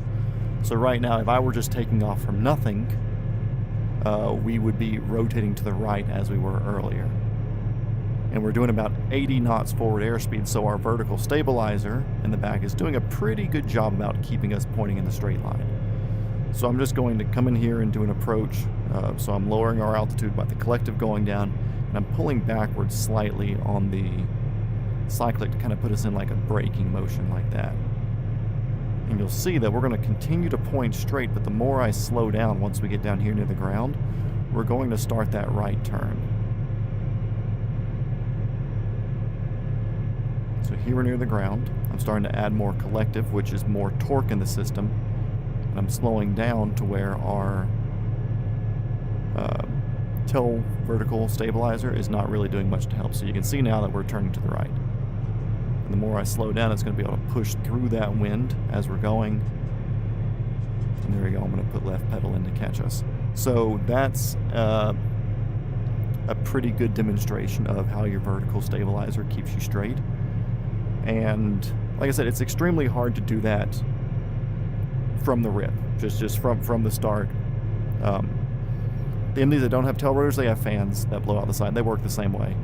And there's also a rib, I forget the name of the effect, but there's a rib that goes down the outside of the tail boom, which adds more drag on one side, so as the thrust from the, or as the air moves over the tail boom from the main rotor, it kind of pushes one way a little bit.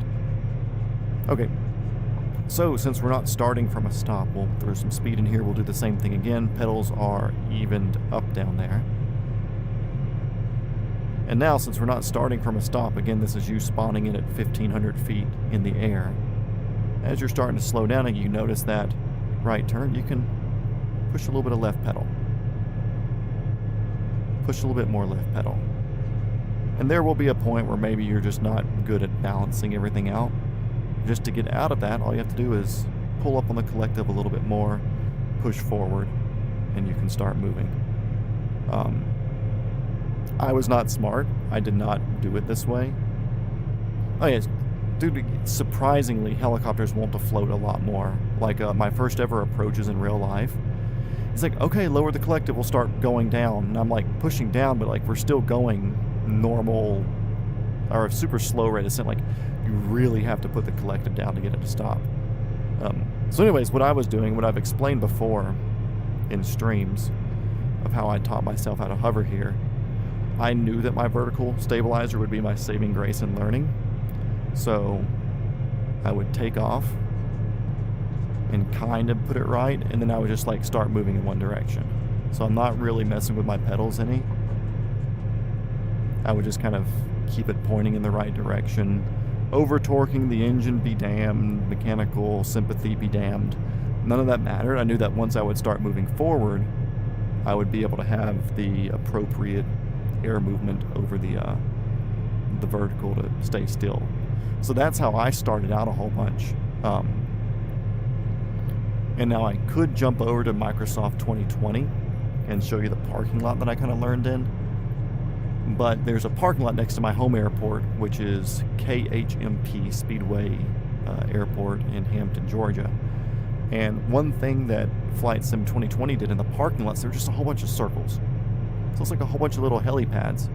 So I would start almost doing like an autocross around the airport, or around that parking lot, hovering from one place to another. You could kind of see the lines painted in the parking lot, so it was just a lot of like slow taxiing, going from place to place. You're like, okay, cool, if I'm coming over here to this circle, I would try to do it quickly, then stop and keep myself in it. And it was 100 hours. I probably 70 to 100 hours worth of hover practice before I really started going out and doing stuff. I really wanted to hound in hovering and doing stuff in that area, because that's, like I said, I wanted to be a helicopter pilot, so I really, really worked on that.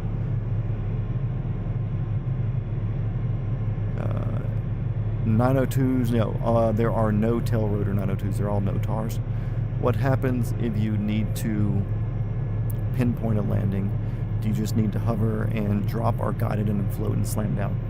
So there's a few reasons for doing that. They're all called pinnacle landings.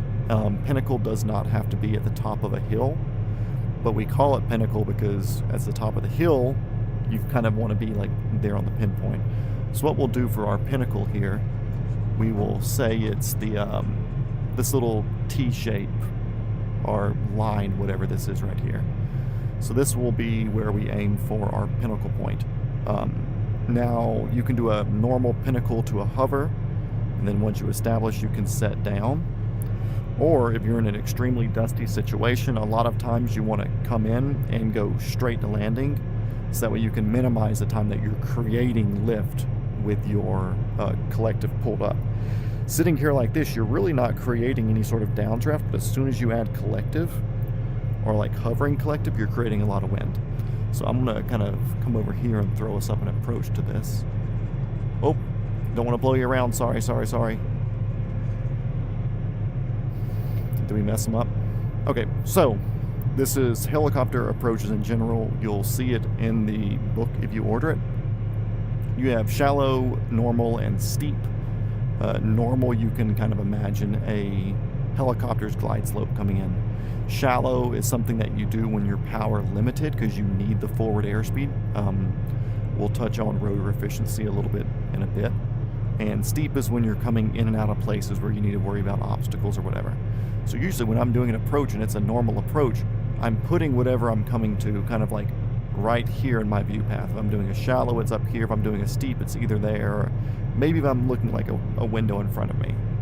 So first, as we're coming up, I'm going to kind of put like a normal approach into the numbers here, which, well, we're even high for that.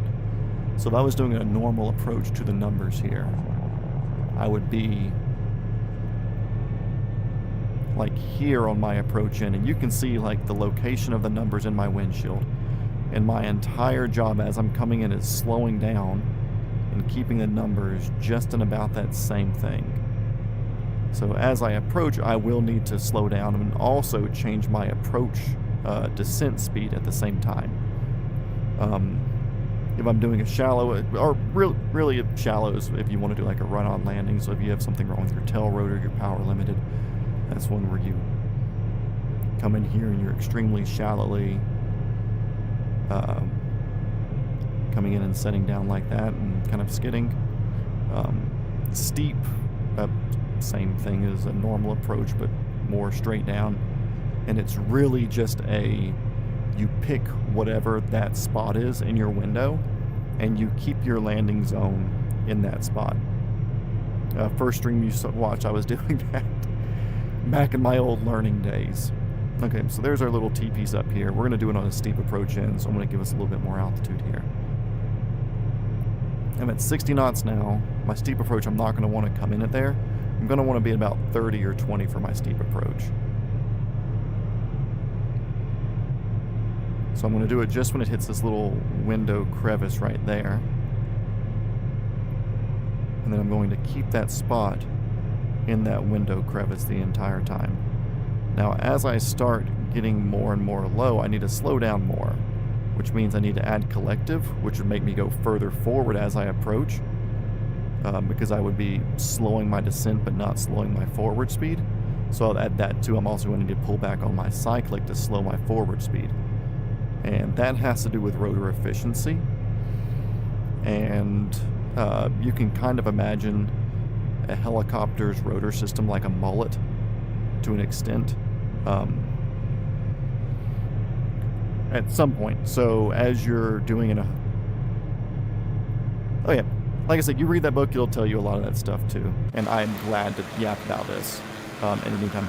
Okay, so anyways, while you're sitting here hovering, or if I was hovering, I'm not going to do it because I'm outside the cockpit. It's hard to hover in this view. But the air moving around your rotor is kind of doing this. You're eating up your own air, and your rotor is relatively inefficient when you're doing this. It takes more power to do anything in this sort of thing, except the ground effect helps. So if you're out of ground effect and hovering, it sucks. In ground effect, you're kind of okay. As you start moving forward, the air is coming this way, but you're still kind of like eating your own air with the rear here. So you're half efficient as you start moving forward. Then when you're fully efficient, the air is moving through the forward and the rear part of your rotor system completely. So like I said, let's see if we can see torque here. So what number we're going to look at here is this torque number. If we look right here, this is our torque gauge. I'm going to do an in-ground effect hover and an out-of-ground effect hover. And try to use as little power as possible. So an in-ground effect hover, we're at 41% torque. Get up here to an out-of-ground effect hover. We should be like 10% more.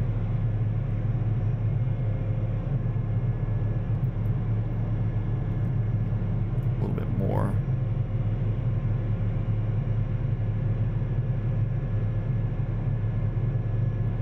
Yeah, like 45 to 46% torque. So what that is you're eating your own dirty air. As you start moving forward, like I said, your front end of your rotor will eat clean air, but the back end's still kind of getting shit air. So as I'm moving forward here and I get to a certain speed, it kind of kicks the rear end a little bit. Hey, Iberian's here too, another helicopter friend. What's up?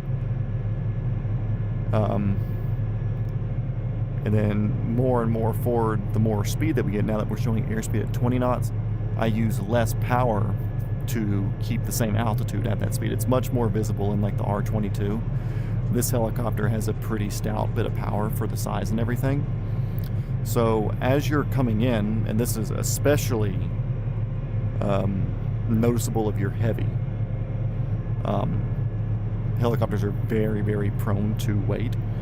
So if you're heavy and you're coming in, and let's say you can only use 100% torque or 95% torque or whatever, you only have 100% of power available, period, end of the day. If you're coming in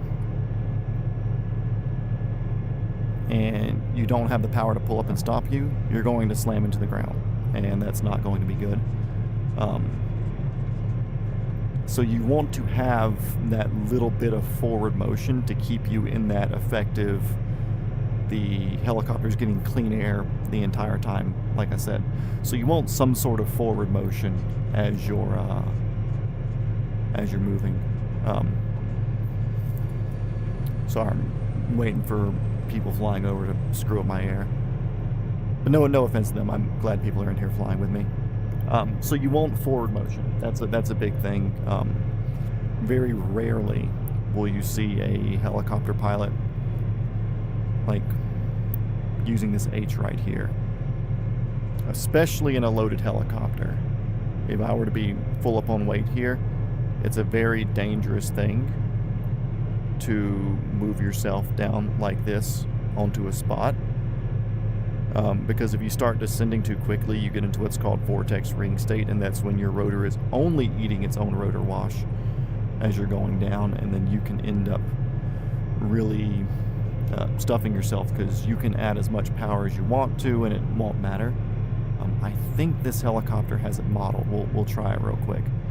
So there's 3 things that put you into vortex ring state. One of those is airspeed below ETL, which ETL is effective translational lift. That's when you hit that like 20-ish knot forward movement that I was talking about earlier where your rotor's efficient.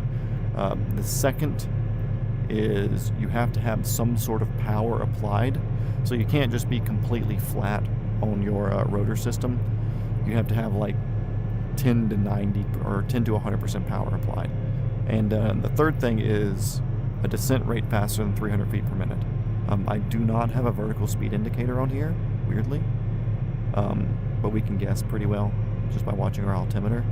So I've got 0 airspeed.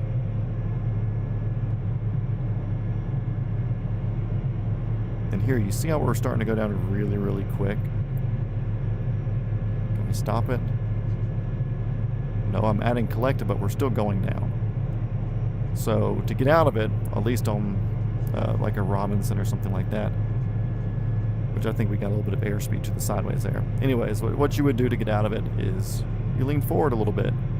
And as you are falling, leaning forward gives you forward airspeed.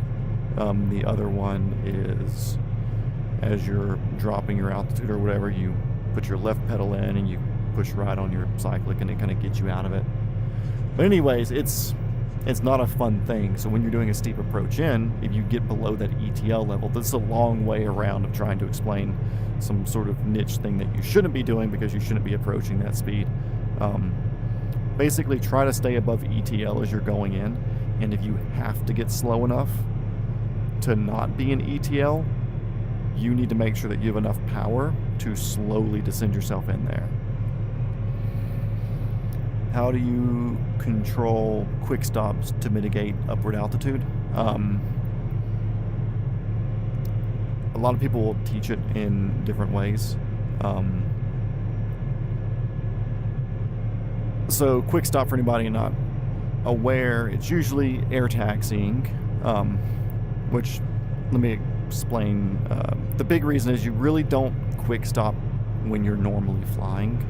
It's really not a thing unless you're doing something like agriculture or something where you're going to be finding out there's a power line somewhere really, really quick. But usually when you're hovering and you're like hover taxiing around, you're barely going faster than walking pace. So if you need to stop really quickly, it's not that hard just to kind of stop. And if you get a few extra inches of altitude, not that big of a deal. But a lot of times, I don't want to hover taxi from here all the way to my parking place at the end of the helipad, or at the end of this ramp. So what you do is you do about 50 to 100 feet off the ground, which is there for a safety reason called the height velocity diagram, and you do about 30 or 40 knots. Oop, nope, oop, there's somebody's air.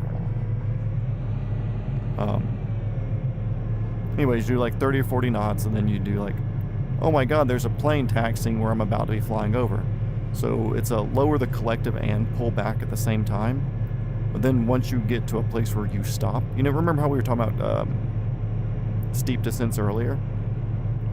When you initiate your quick stop, your goal is to get on the ground. So for what we're going to do on this, I'll scenario base it. I like these things here. So we're going to say, I'm going to set down real quick so I can use my laser pointer easier. We're going to say, as we're traveling in this direction, I'm going to turn around and go back. There will be a plane going across that, not this close taxiway, but that second taxiway. We're going to quick stop and stop at this first taxiway here. So plane will be there. We're going to be there.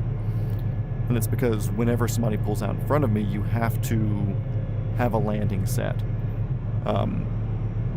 Of course, you can quick stop and they can get out of the way and it could be not that big of a deal. But they teach quick stops to, you stop, then you do a steep descent to the ground. So you slow down enough to where you can have yourself set up for that quick descent and steep descent, steep approach to whatever that spot is. So here we're at 100 feet or so. We're traveling at 40 knots forward airspeed, and a plane will pull out in front of us. Oh my god, quick stop, quick. Slowing down. Gonna have to forward cyclic. Then I set myself up on an approach to come to what our landing spot is here. Because if we're needing to quick stop, we need to like figure out why we needed to quick stop, you know, like, oh man, I'm so tired I didn't see that power line there. Oh my god, that plane just pulled out. They need to figure out what they're doing. So I've tried to lower the collective while pitching up, but the bird seems to want to just gain altitude regardless. It's almost a lower the collective a little bit earlier sort of thing, but you have to be very wary of what your altitude is. If you're traveling at somewhere here and you do a quick stop where you lower the collective first and then you pull back, you're going to smack the tail just like that.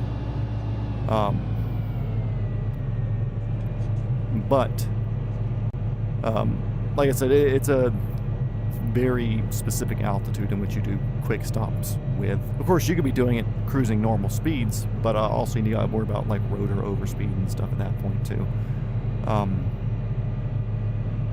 So yeah, like I wouldn't do a quick stop super near the ground, and also you're not doing a quick stop from like 150 knots. So we'll do a quick stop, high-speed quick stop over here before the windsock here. And I'm basically full down the collective, but you can see my rotor RPM really took an effect on that, and that was full down on the collective. With a Robinson, you will overspeed your rotor RPM when you're doing it. What a good place for a windsock. Great job, Microsoft. Absolutely stupid.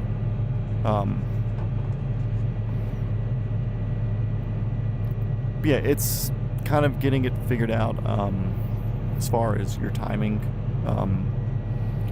Most instructors will teach you not to do your collective first if you're low, or they'll just say like, hey, we want you to pull back first and then the collective immediately, because they want to have you in that slowing down state first.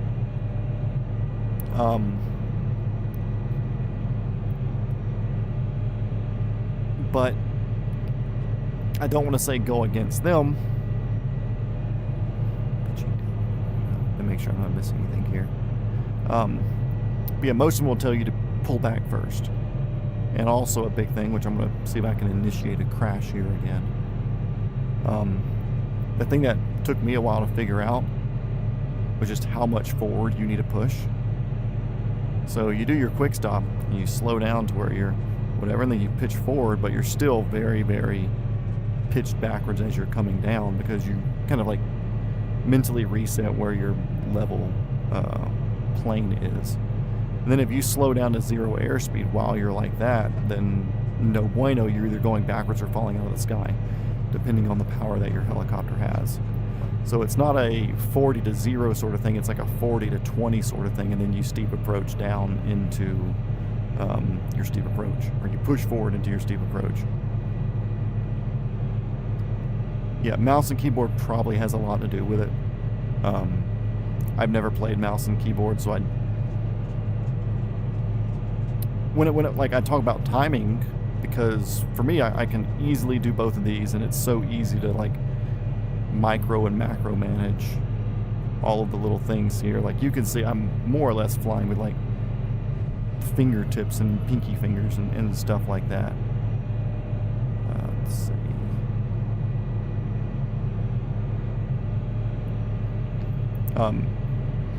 In the R22 you actually manhandle a little bit more. But yeah, it's a lot of timing, and the main goal is to stay flat when you're doing it. You don't want to gain altitude, you don't want to lose altitude, you want to go from whatever your air taxi speed is, which for me is like 40 to 50 knots when I'm in the R22 going around the airport. Oh, nope, there's... They really need to fix that downwash script or whatever's making that happen. But yeah, my air taxi speed is this in real life. And am I needing a quick stop? I mean, I'm not going to 0 knots. I'm going to like 20 pushing forward and then steeping myself down to where I can figure out what was happening. Let's see, there's maybe height velocity diagram. Could I? Oh, actually, I don't know if I've yeah, also, yeah, props to you for doing mouse and keyboard to get to the point where you're worried about, like, the discrepancies of quick stops and stuff like that.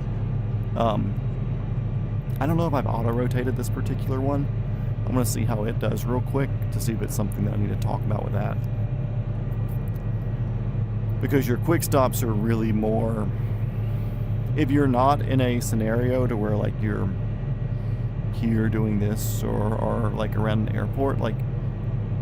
Who says you need to stop? Like, cool, I can redirect and then use that same energy that I had going forward but going the other way, and then come in here and put myself in it. Like, let's say we're doing like a hot extract or something like that, put myself over there, and it's not a quick stop, that's just a redirect of energy.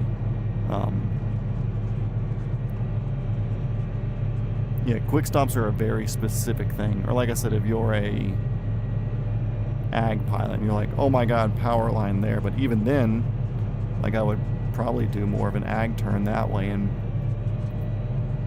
come back, because you can redirect your energy more effectively than quick stopping. I have no actual information to prove that, but I think it's safer to redirect your energy instead of quick stopping. Because quick stopping, you still need to, no matter what, be going forward whenever you finish it.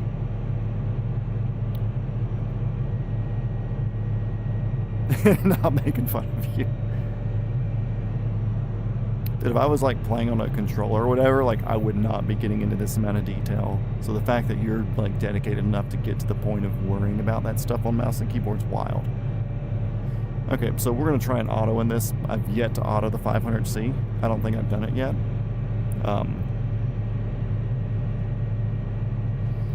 And the big reason I want to do is just see if I can overspeed the rotor system. That's my main goal here. Because that's a big thing on quick stops too. Not a lot of helicopters in the game are like overspeed capable. Like, it's not really programmed in. So 70, 75 knots going forward into it.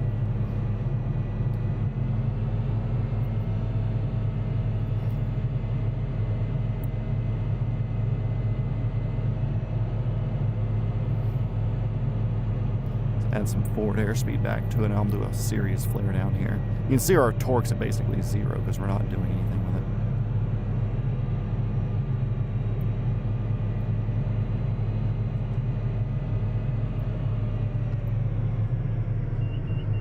No, I really couldn't overspeed it. Okay, get back up there. Let's do this again.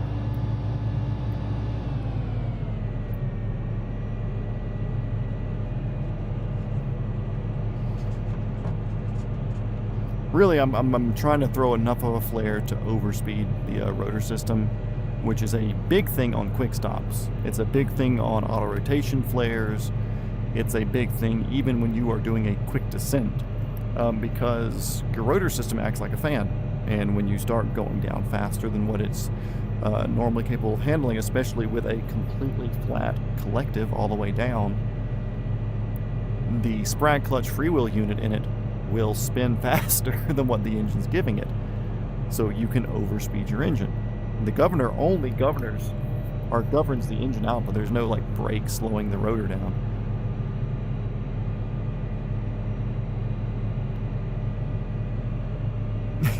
You would just jerk this down. Sean, this is not that sort of stream.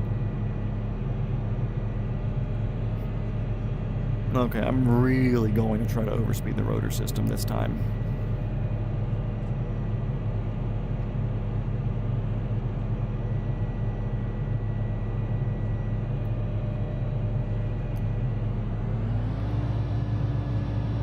I know I don't want to do it that way. That was overspeeding because I turned the governor off.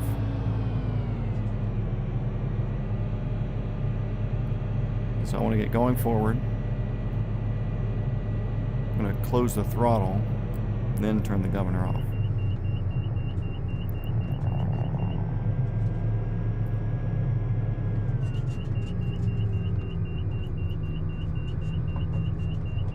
Yeah, I could not overspeed the rotor system on that, despite putting the world's spiciest flare into it. Okay, so Crawdad, if you're in here, I'm going to respawn. Still here, this location. Set as arrival, sure.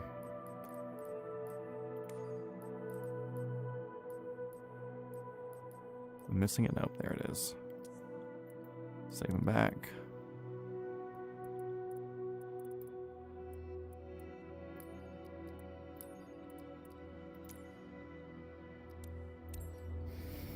Sure, that works.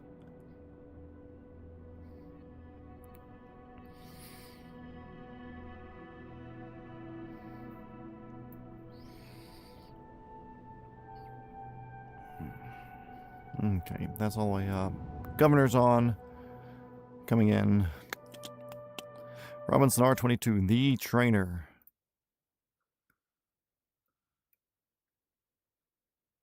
Come on. You're good. You're good. You got this.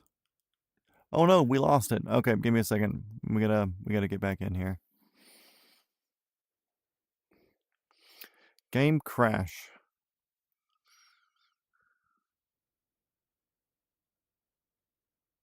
Hey, you're not a nobody.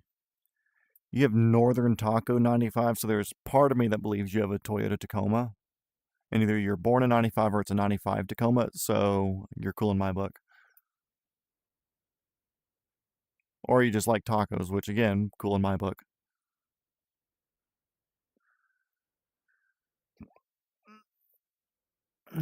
As you can see, our background music comes from this there.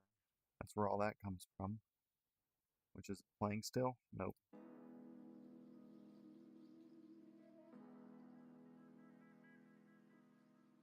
Oh well. I'm not worried about that now. Now that y'all are no longer seeing that screen, I should be able to log in.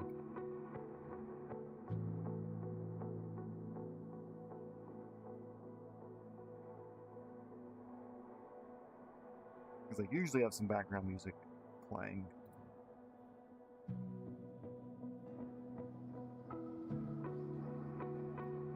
Okay, back into it.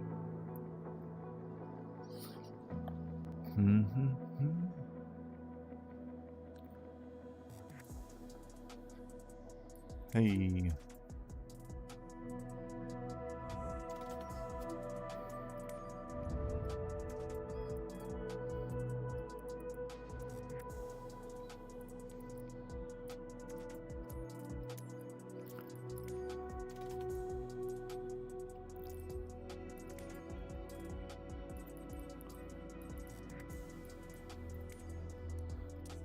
Okay, let's lower speed the rotor system.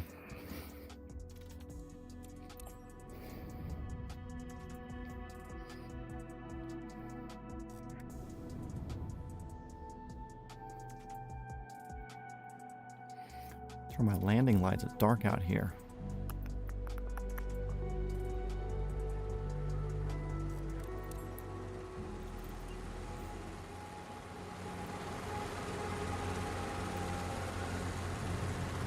Also, hey babe, what's up?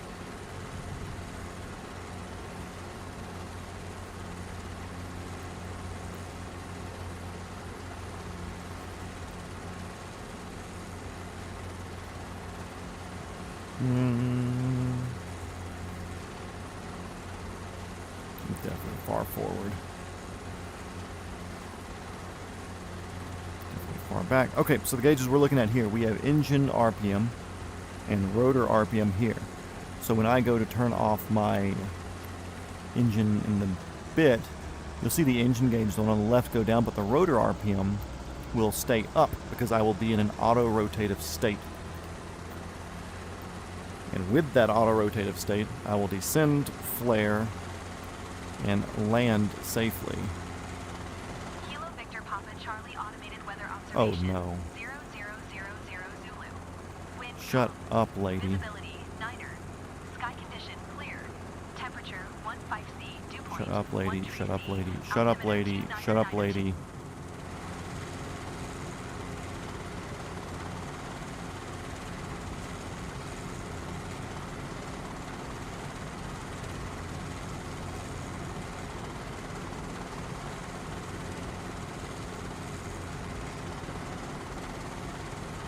What I'm going to do, just because it's going to talk to me again, I'm just going to stick it down here. Also, we should be able to show power usage a little bit more on this, because right now I'm pulling way too much power. Okay. We're like 300 feet off the ground. We'll add a little bit more. We're good on speed. A little bit more power, 23 inches or so.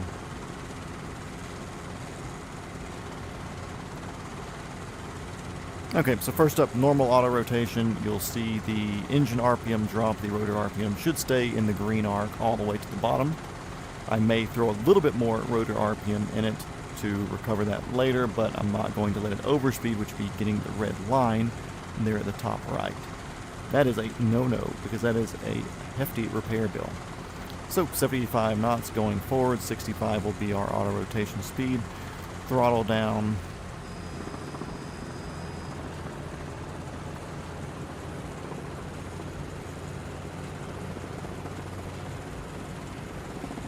Let it climb a little bit there. But that's because this model has really, really bad inertia. When I say really, really bad inertia, I mean it has really good inertia compared to what it does in real life.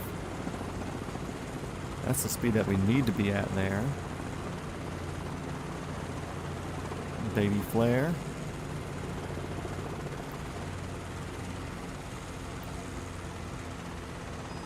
Push forward.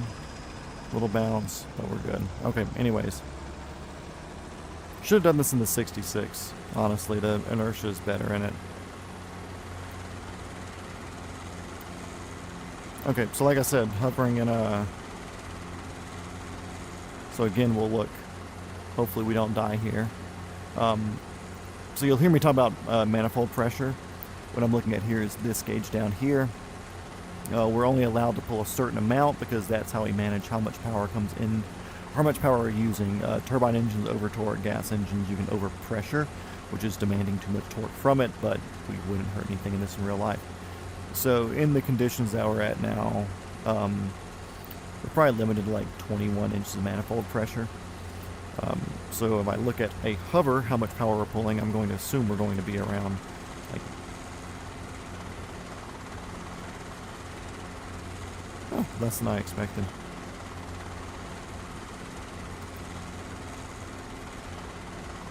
There we go, that's more like it. So like 18 to 19.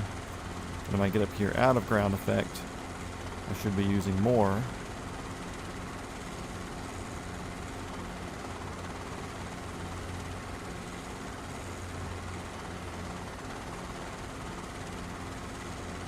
Weird. It's acting strange. Okay, anyways. Another auto, but I'm going to overspeed the rotor system. Or actually, we're just going to do a quick stop and we're going to overspeed, okay? So, I'm not messing with my governor. We're going to use our same lineup here. So this first taxiway or whatever. So, oh my god, quick stop, quick stop, quick stop. See that rotor speed go way up there? So you can't just yank straight back, because that right there would be an extremely expensive repair. So your quick stops have to be managed, which is kind of what I was saying with the MD earlier. I know this one does a pretty good job. Elaborate more on ground effect. So ground effect, we kind of hover in a small cushion. And it takes more energy to hover out of ground effect than it does in ground effect. So,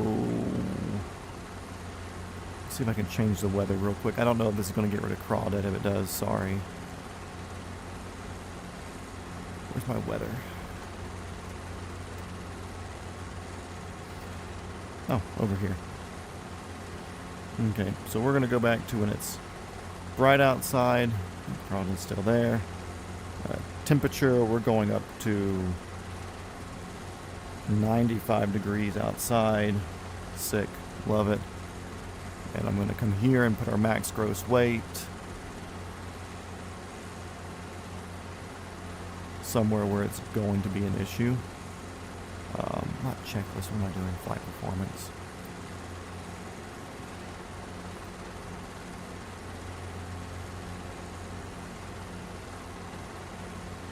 We're going to put ourselves at just under max gross weight. So we're at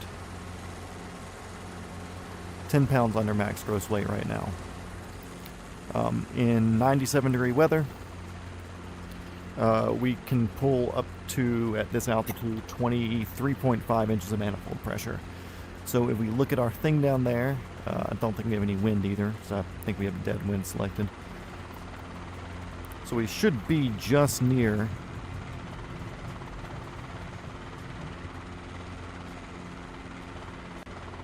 23 inches for doing our hover right there.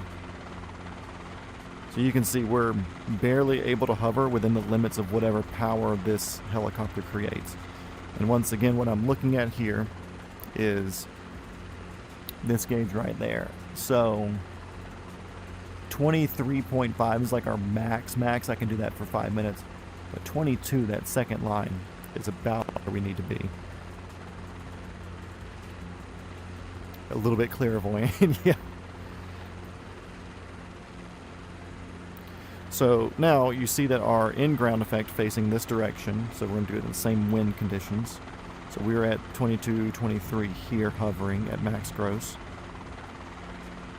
And ground effect exists all the way up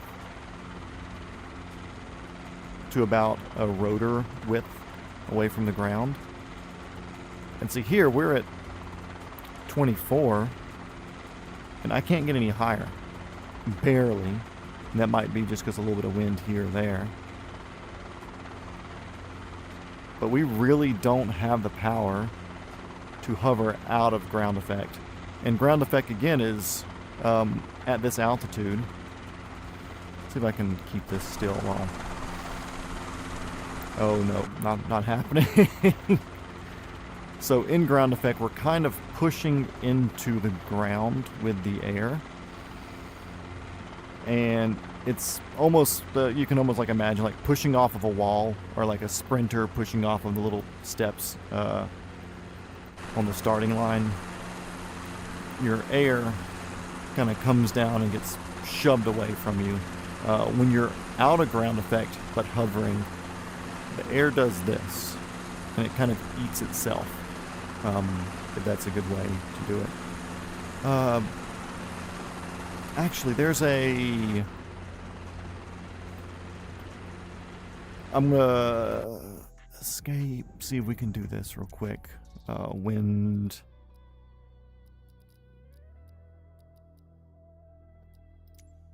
Flight model, no.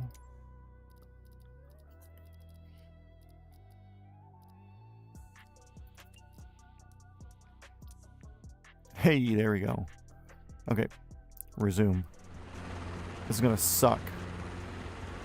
Okay. So here, I'm gonna see if I can pick up slowly while we're doing this. You can see how the air is kind of curling around in itself, right?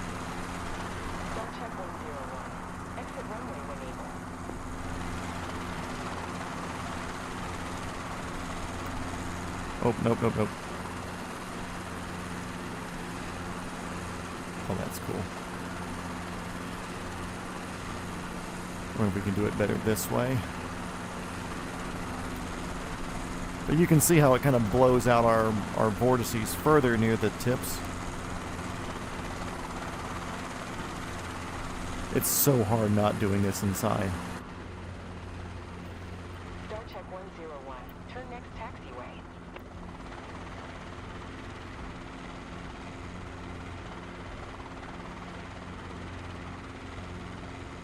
As we go up, we're still eating our vortices, but they're just taller, so it takes more energy for us recycling all of this air around, especially outside of ground effect. As we start moving forward, we start getting cleaner air through the front. And as we really start moving forward, you can see we kind of have clean air coming all the way through it that way. Boy, that's hard to do. I do not like flying outside.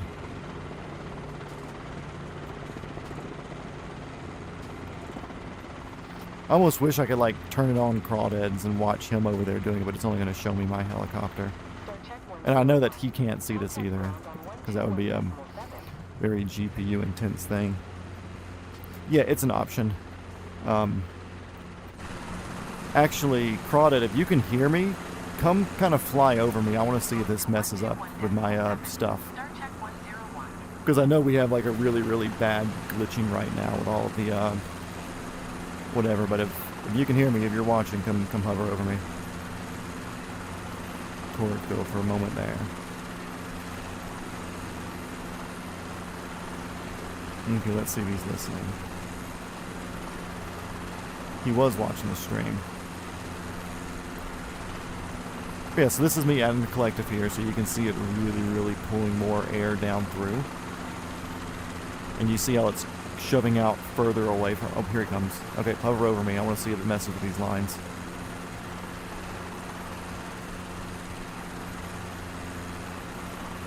They'll probably end up killing us, but...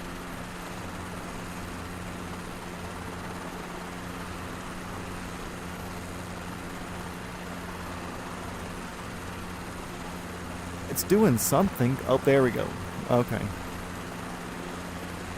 Okay, weird. It's like it's pulling it up through you instead of...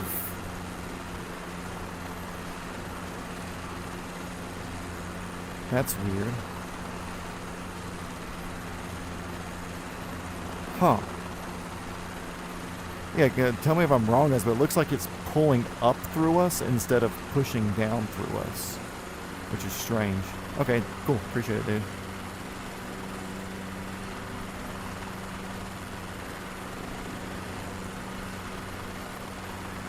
Strange.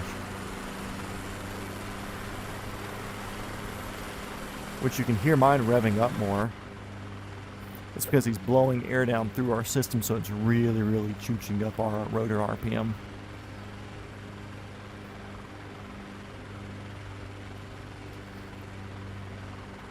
You feel like you're watching a wormhole. Yeah, well, I mean, I guess...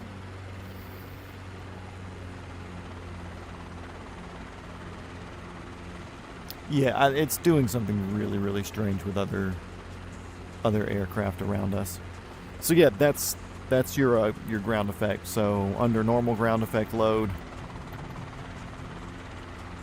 or normal ground effect hovering,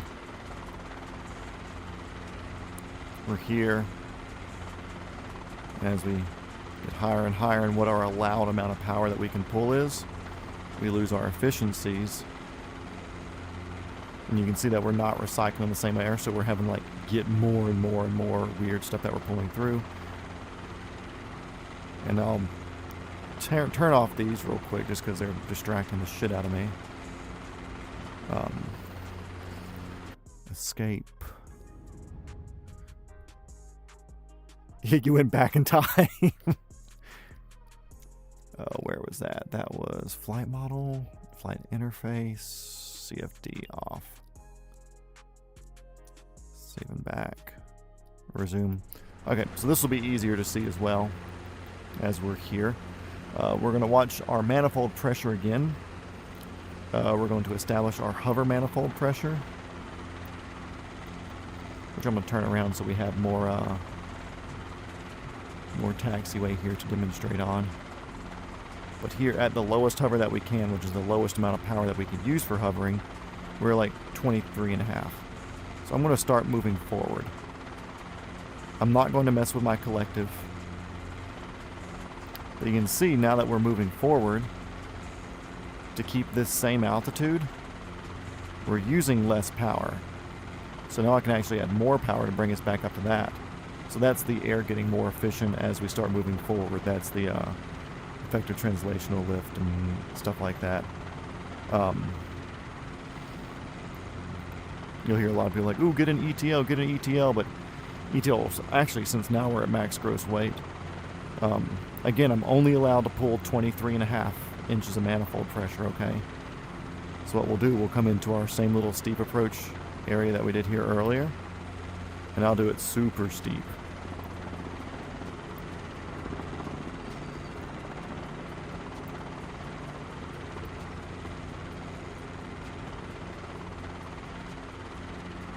And for me not to overpower the engine, which if this was like a... actually, I'm going to do it from a higher thing, because usually you'd be coming in from higher, because then that way you can like put yourself in a...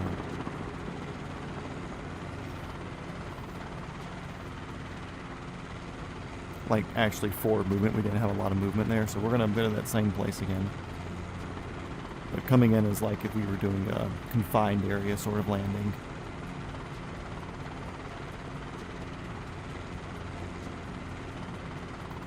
Okay, so here's a 30 knot steep approach in.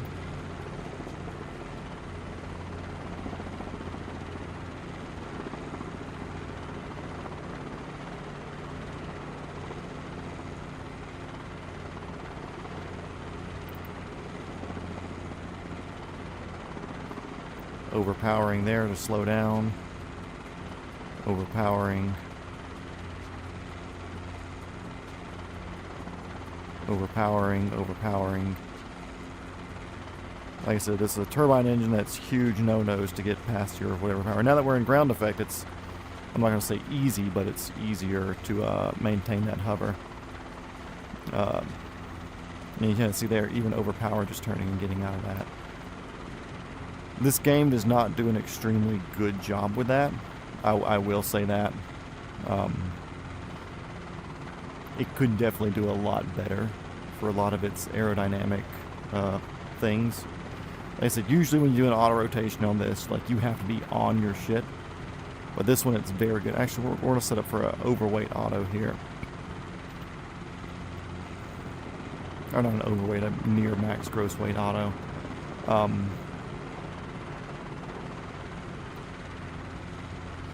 But usually it's like, okay, cool, like you do an auto rotation, you have to be on your shit. This one, it's like you start an auto and you can almost...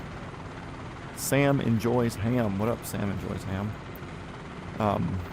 Usually you do an auto and it's like, okay, cool, like you're going down with this R22 model, you can almost go wherever you want to.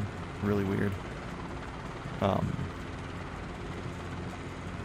I said, they just have way too much inertia programmed into the blade system. The R66 seems a bit more accurate. Okay, we're at 400-ish feet here. We'll get to 500.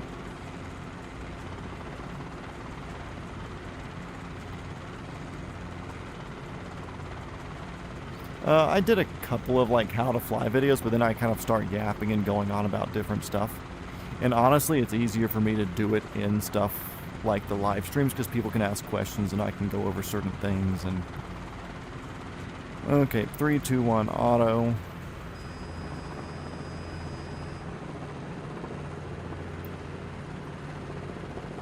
Okay, so I need to slow down. We're going way too fast, so I'm gonna don't overspeed.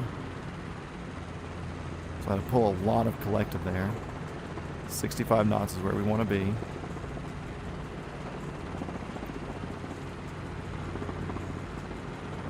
And I should, like, I literally should just be able to, like, almost hands off the entire time.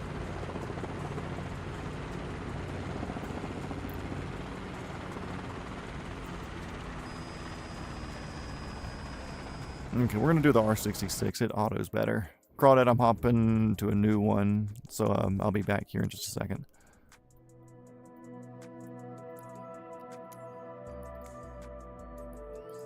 Which we were about to do the 66 earlier, and then we didn't for some reason. Remind me, why are we stupid?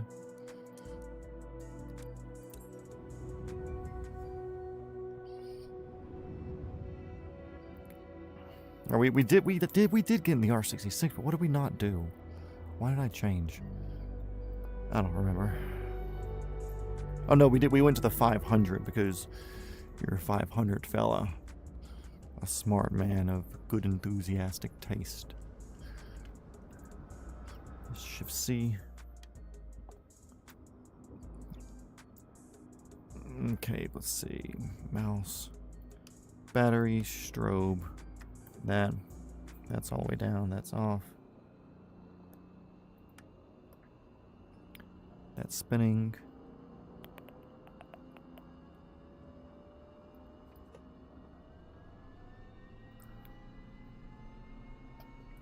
That's moving. Shouldn't have had the lights on. That's a battery draw. So yeah, I've done a few like how to fly videos, but like I said, I kind of get yappy, and I need to really script it in, or do it by the book. Do it by that book I referenced you to. And not that I can't make points this way. It's just that when I have the script to go to, it's like, okay, cool, these are the points I need to make, and I don't need to get past that. Okay, cool. I'm not worried about torquing it. Let's go. Give me the rotor RPM. Do some autos in the 66. Careful on that gear there, dude.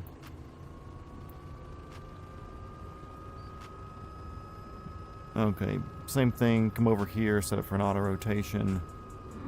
Oh, nope, there's his air. Nope, you have rotor RPM. There you go.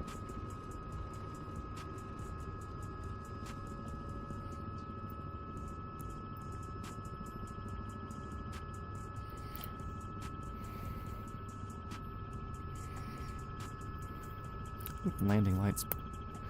Gotta be nice to people around us. Farquaad. Dino, hello buddy. What's going on, dude? What's going on with my auto rotation helicopter dog, aren't you?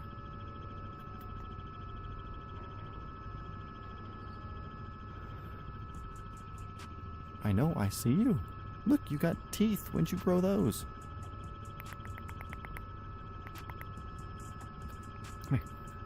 Come here. But don't hit the cyclic on the way up. Come on. Come on, Dino. Dino, come here. Don't touch the collective. Come here. There he is. I know, I see you. You're a good boy. Okay, I gotta go do an auto rotation now, okay? So hang out here for a second. Yeah, I know that's the hand I gotta use for the collective.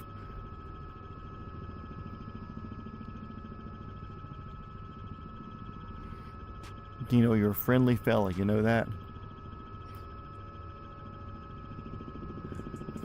Okay, auto rotation coming in. We're going a little fast right now. We'll slow it down to like a textbook auto sort of speed. And really, once I enter the auto, I really shouldn't have to touch anything. We have the gauges over in the same area as far as our N2 engine RPM and rotor RPM. So I'm going to get about 75 knots or so. I'm going to throttle down, kind of click the governor closed. And see our engine torque go to nil, which I can add more collective now. It doesn't do anything, but really, I should just be able to sit here. I've got right pedal in. I'm not all the way down on the collective, although I probably could be. I'm getting near 60 knots. I want to keep a little bit of that speed up. So I'm going to push forward just a wee bit. Now that we're here, I'm going to start a little baby flare. And as we get down near here, add a lot more flare, collective, and kind of do a slightly higher than I need to hover auto to the ground. And that's an auto rotation at a more appropriate sort of angle. The little 22 that we use, it almost like we come in landing like this. But really the autos are more of a max fall sort of speed.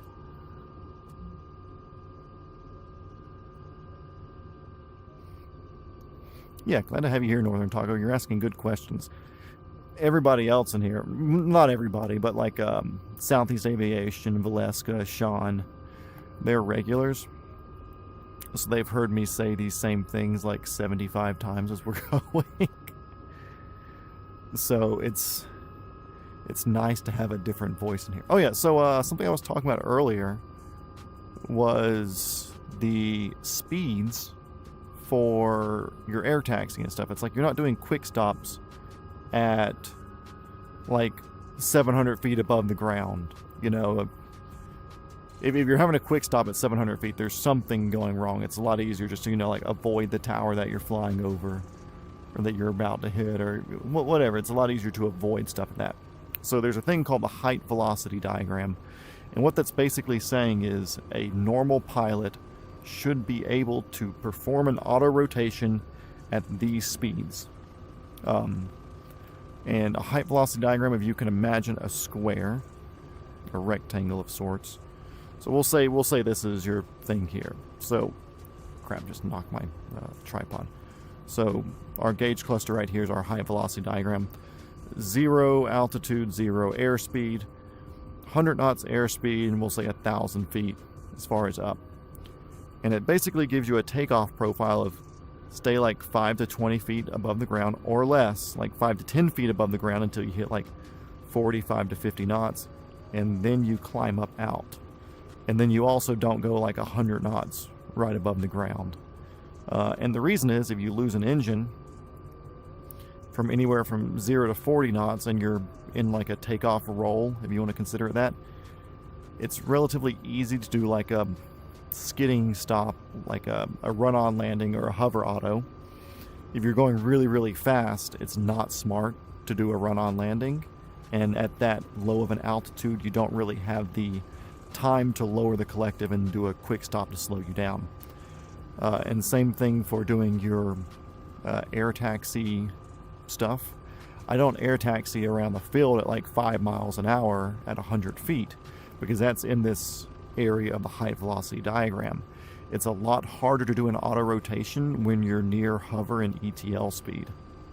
So you do your hover or your air taxi at like 40 knots or so at like 50 to 100 feet, so it's just outside that area there. So we're going to do a couple of autos here. Let's make sure we're not getting toasted by his air up there. So first, hover auto, kind of hard to do in the sim, mostly just because the way the throttle and stuff works. Close, pause, pull, and see there's so much inertia in the system I'm able to like retake off. So basically doing a hover auto practicing, the cadence is close the throttle, pause for a second, and then pull the collective to cushion the landing. Of course, you'll have to add some pedal in there as necessary to keep yourself pointing in a straight line. So here, close, pause, going down, slowly adding the collective to land. Hover auto, easy.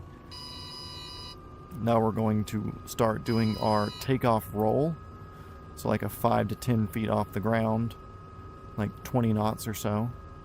And this will be like a run-on landing auto rotation. So this would be like, cool, we're going to go take off, getting our airspeed up, but we're still well within the height velocity diagram. Oh no, something happened with the engine. It's easy to come down here, do a run-on landing. Not fun, but you can. And we just did the standard auto rotation up there when we first started. So now I'm going to get above the height velocity diagram, which would be putting us up like around 600 or 700 feet. We were at what, 800 there on the thing. So I'm going to go up to 1,500 feet above the numbers on the runway at 0 airspeed. And then that, what it does, gives us enough time to push forward and gain airspeed, so then we can use that airspeed and trade it off as a like energy exchange, if you want to call it that. And this will cover like all of the big areas in the height velocity diagram. So here we're like 700 feet. There we're going to get to 0 airspeed.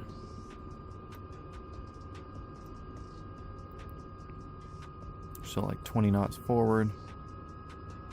There we go. Basically 0 airspeed. So close. We've lost power. I'm down on the collective right pedal. I'm nosing forward so we can get some forward airspeed, and I can use that to my advantage.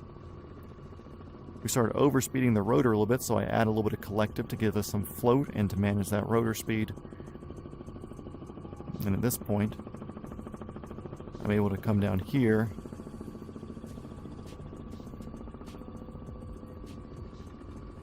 and perform an auto rotation like normal. Okay, so let's explore bad areas of the height velocity diagram.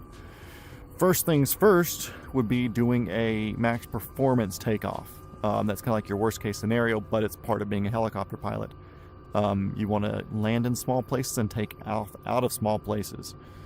So what we're going to do, we're going to go straight up here, and now we're into the no-go area of the high velocity area. So this isn't bad right here, okay? I don't know how this will do for rotor inertia, just because the game's not perfect. But if I turn it off here, it's a lot harder to get to that point where you can land safely. Because if you use the standard hover auto cadence of close, pause, pull, or you can imagine if you lose an engine and it cuts off, if you keep pitch in your system, you're going to decay your rotor speed a lot quicker than normal. If you drop your collective all the way to try to save your rotor speed, you're going to drop a lot faster, and you don't have a lot of time to recover after that drop. So it's a very hard thing to master that, and I'm not even going to pretend like I'm an expert at it. In the game, I can probably fudge it a little bit to make it easier, but I'm not going to. Not a good place in the high velocity diagram. Same thing doing like power line work and stuff like that. Maybe long lining where you're 200 to 300 feet off the ground. There's a bit more time to set yourself up for something good. Maybe we're here at like a 20 knot forward airspeed, doing a power line inspection. Okay, lose engine. And I never really got my rotor speed to a super friendly area. Why do I have lights on?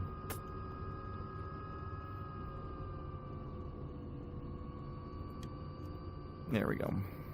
Okay, so I never really got my rotor speed to a super friendly area there, so that could have been a very rough landing. But again, like I said, the game does not give us the correct amounts of energy, stored inertia. And now for the one that, even though it's really fun to fly low and fast,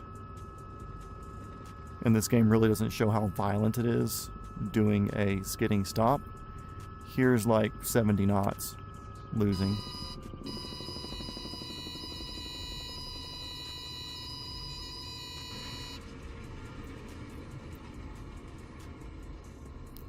Not the easiest. And there, it's like, I know what's happening. I know that I need to perform a extremely fast running landing at that point. If you have an engine failure and you're at 10 feet off the ground, you may not have the time to react appropriately. I knew it was happening, so that makes it easier to solve that issue. So yeah, high velocity diagram exists for a reason. And it's the same thing like if you're coming in for your steep approaches and stuff like that. Yeah, RIP skids. Skid shoes do a little bit, but I mean, it chews through them. Yeah, there's a lot of little things. Like, I'd love to go fly in the mountains where I have less power. As stupid as that sounds, I've been kind of spoiled by, like, good air here in Georgia, good thick air. In mountains, we've done this before. We've spawned into a super high altitude airport where I don't have the power to hover in ground effect or out of ground effect. Or it's one of those things where if it's just me in the helicopter, the way we spawned into the game here, I can hover the helicopter in ground effect. With a passenger, I cannot. We've set it up in that sort of altitude and weight. So it's like, cool, if you're flying a customer in somewhere that's an airport, like, cool, you can come and do a skidding run-on landing to a taxiway or something. You just have to know how to do your slow landings, and it's just because you're operating with a limited amount of power, because there's a lack of air to create the power in the engine, and there's a lack of air to create enough for your blades to do anything with. And it's one of those things where it's like you can only add so much power to it. So it's kind of like a thing where you just do this and you slow down and you keep adding pedal as much as you can, and at some point you're not going to be able to have the ETL to keep your helicopter afloat.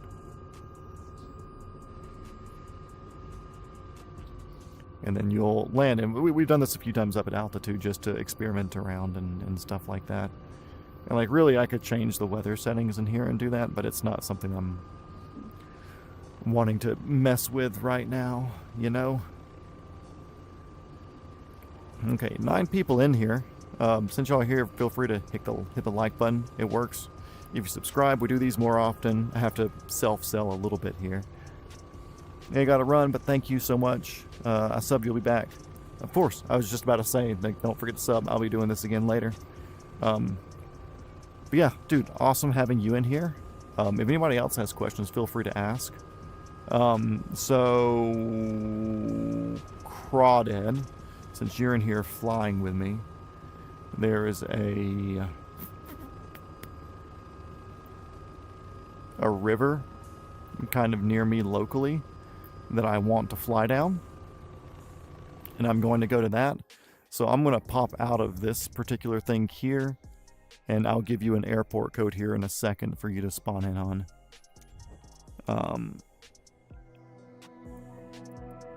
And I'm changing the time to daytime as well. I don't want to fly at night for this. Would Thomaston do?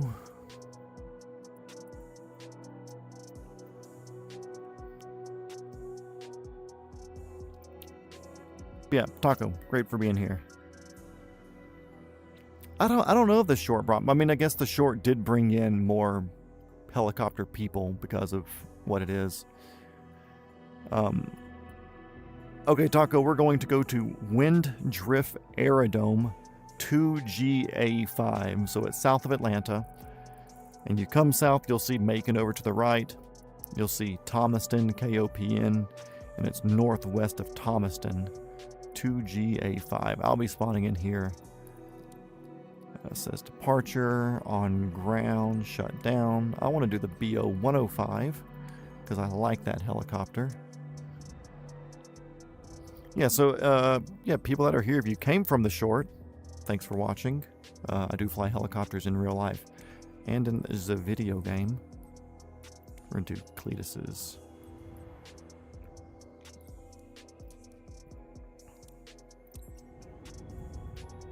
Okay, so 2GA5, I'm spawning in on the runway there.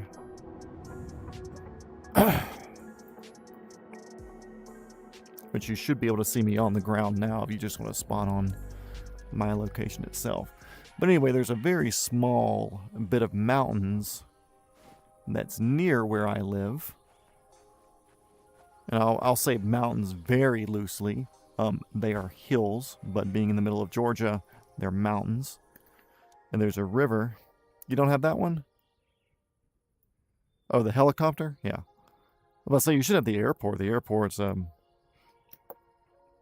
part of the game. But here, I should be spawned in now to where you can just spawn on me.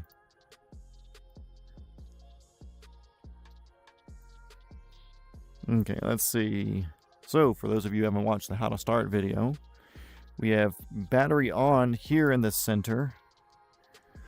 Up here, we have strobe light on so we don't hit anybody. Fuel on.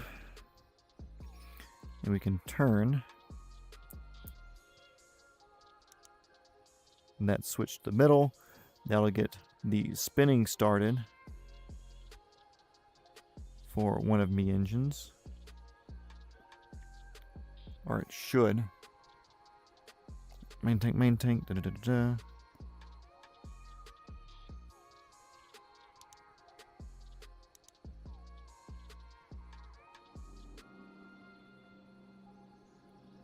Weird. What is it doing this for? Is it because I don't have this on?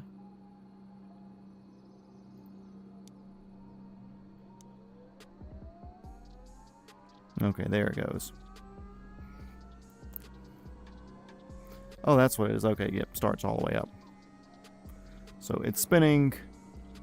Click the middle, roll it to idle. Engine lights.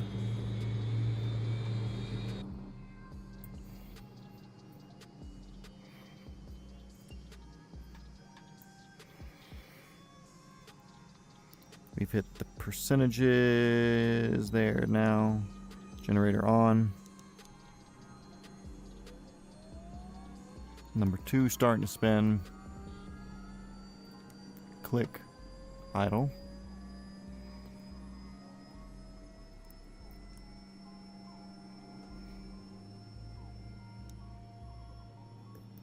Yeah, dude, BO-105 sick. The 500C flies great. This thing flies just as good. And I think it's cooler. That's a personal opinion.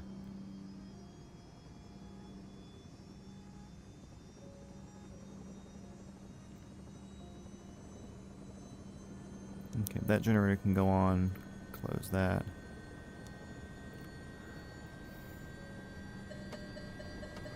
Turn those up. Position anti-collision all on. Alarm should go off in a second. Pitot heat's on. Engine anti-ice not worried about, but we'll turn it on anyways. Why not?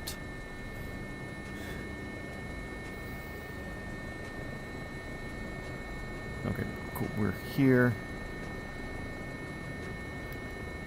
Crawdad's above head. Okay, so just to the west of our position is a pretty stout river. This river goes through these small mountains of Middle Georgia. Also, I have daylight on Crawdad. I don't know if you have night on. Oop, oop. Somebody else in here. Let me read their comment real quick before I get off the ground.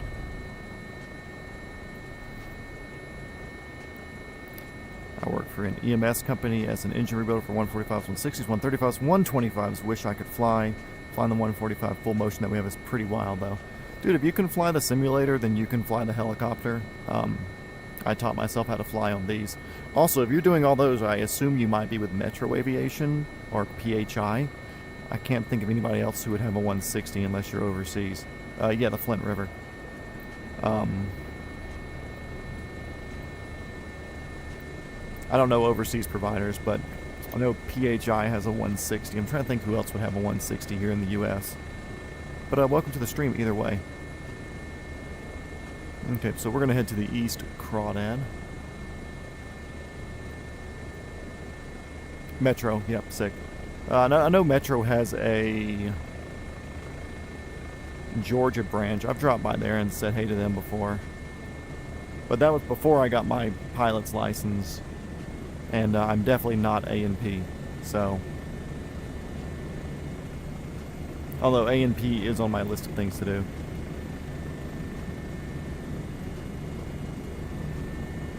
Yeah, unless you have a... Which I don't want to get into people's personal shit. But unless you have a medical thing that's keeping you back from, Dude, what are you doing back there, Crawdad? You're spinning around like a wild man. Okay, welcome back. You probably got to my, into my wake there. Oh, I know a 160 is PHI. Well, there's the red one that was at, I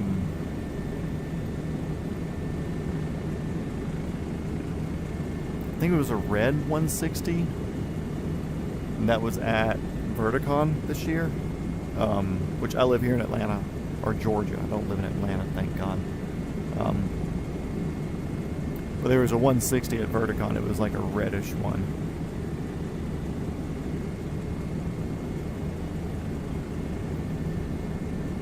Takeoff and landing is the issue. Okay, yeah, that's the hard part. So, if you could start in the air, cool. Your best bet. Looks like somebody slewed mode over here. Your best bet on learning how to get into your hovering, there's a lake, that's our entrance point-ish. Learning how to hover is, right now, your vertical stabilizer's doing huge things keeping you moving in a straight line. If you didn't have the vertical stabilizer, you'd have a lot harder of a time keeping it straight because you'd have to be doing the pedal thing to keep your anti-torque happening. So if you're able to just get in the simulator and play and do whatever, because I taught myself how to hover on this home simulator and then it translated to real life stuff. Do approaches to somewhere, so we're going to pick this dirt field kind of up here ahead of us. That's like a mile ahead. So Crawdad, you might be able to hear this before we get there. But I'm going to do what we were doing just at the airport at this last location. Work on slowing yourself down, because right now my pedals are even, so the helicopter's going to be moving more or less in a straight line. And the less forward airspeed that you have, the more pedal that you need to use. obviously. So this is also a lot easier when you have a runway of some sort, because it's easier to keep that straight line, and a lot bigger areas and stuff, of course. But here, if you can see my feet in the camera, they're still wiggling toes here. I haven't touched my pedals. As I get here and start slowing down and adding more collective, you can see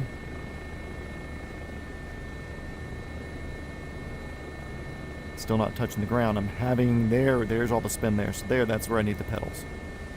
So as you start doing your approaches and slowing down, at that point you're able to like incrementally add the your anti-torque pedals.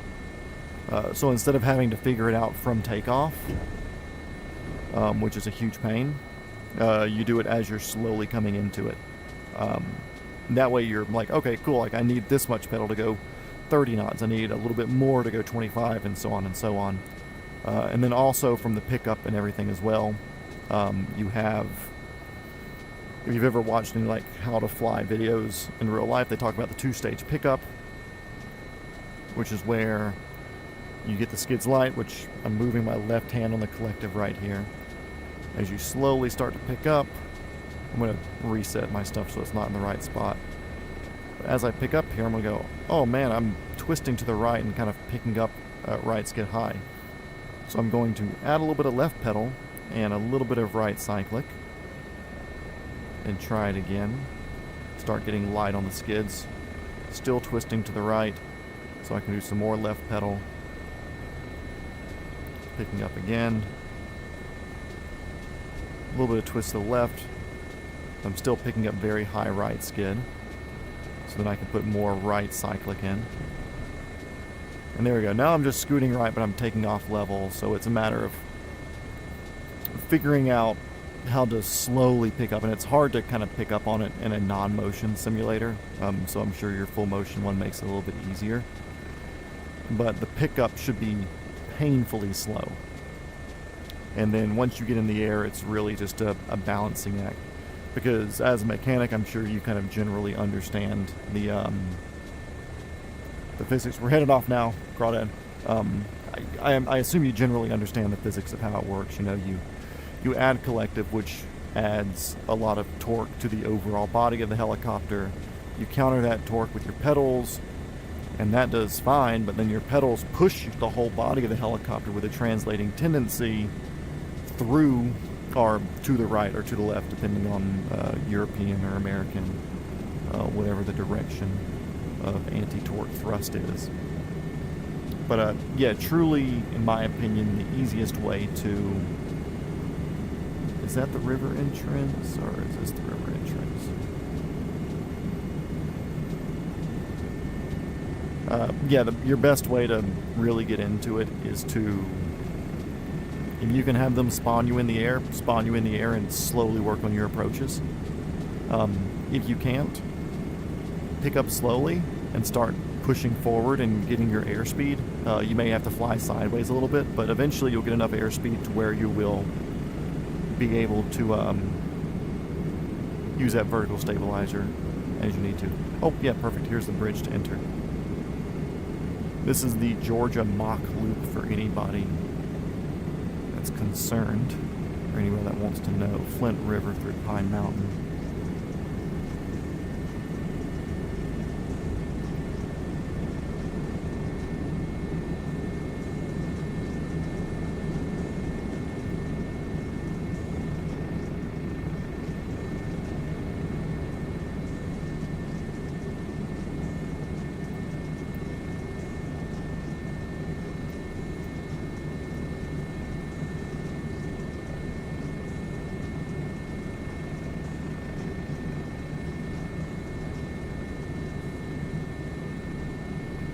Also, I cannot tell you how bad I want to do this in real life. Like in the 22, something's painfully slow to come down here and do this. Because right now we're traveling like 85 knots, which is like basically the fastest I've ever flown in the 22. But I just bring it down here and like cruise at like 60, like below elevation. Because once we get a little bit deeper in here, there will be mountains, quote, mountains on either side. I think the Air Force uses Chattahoochee as a mock loop. I could see that. Nope, there goes Crawdad. I gained a little elevation because I was trying to read comments and he was right there on me. Oh, there's his air getting me some. I'll give you a few seconds ahead.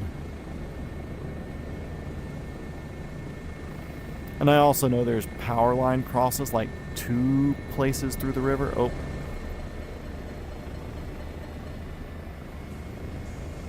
I'm going to let you go ahead for me from like 20 seconds to hopefully let your air clean up. But we're just following this river down until there's a... Whoa! What was that? Does this thing have a... modeled vortex ring state? I don't know if it does. Goodness. He's been gone for 20 seconds and it's still catching me here.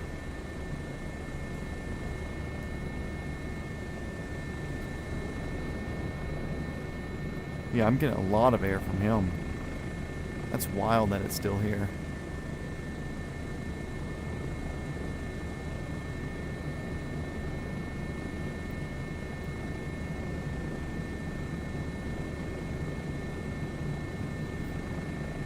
Yeah, you need a sim, dude. Gotta put it on the Christmas list for sure. It's funny, I kept even telling my parents I'm 35, 36 years old. It was like, hey, I want something like, yeah, we don't know what that is. How about we give you a $20 Best Buy gift card? It's like, yeah, sure, it'll help. Make it a Micro Center gift card.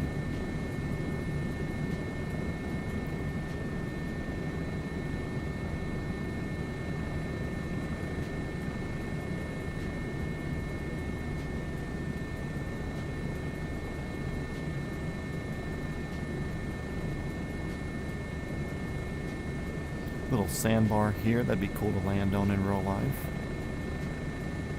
We have some excess power. Let's pick it up. Some Crawdad seems like he's out of a hole. Which might be that he's waiting on me or just wants to watch a flyby, we'll see.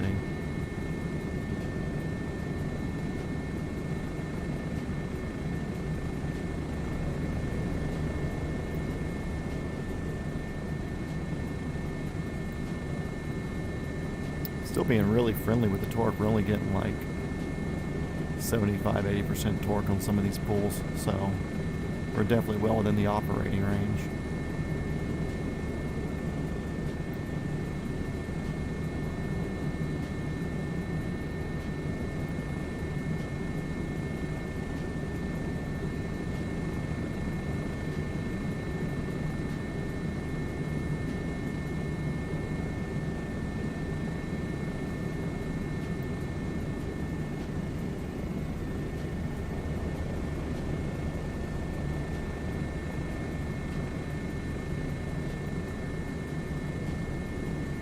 A little bit of collective and back cyclic to get us around that corner, dodge that tree, come around, swing it, chop a few leaves, dip us back down, let the slip take us into the hole,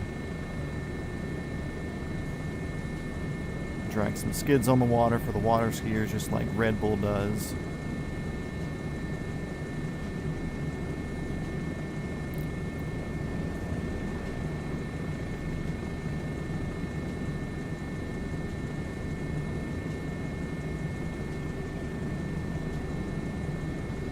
I feel like I should get a new Xbox, but also like I've got a PC here that runs this, which is stout, which I don't really game. I just do this, so I don't really need it for any reason. Although Grand Theft Auto 6 is coming out eventually, allegedly, and I really want to play GTA 6. GTA 5 was like my young adulthood. Was it around? I think it came out 2013, so it was after I graduated high school. It was like my young adulthood was like GTA 5. Like I still watch GTA 5 videos.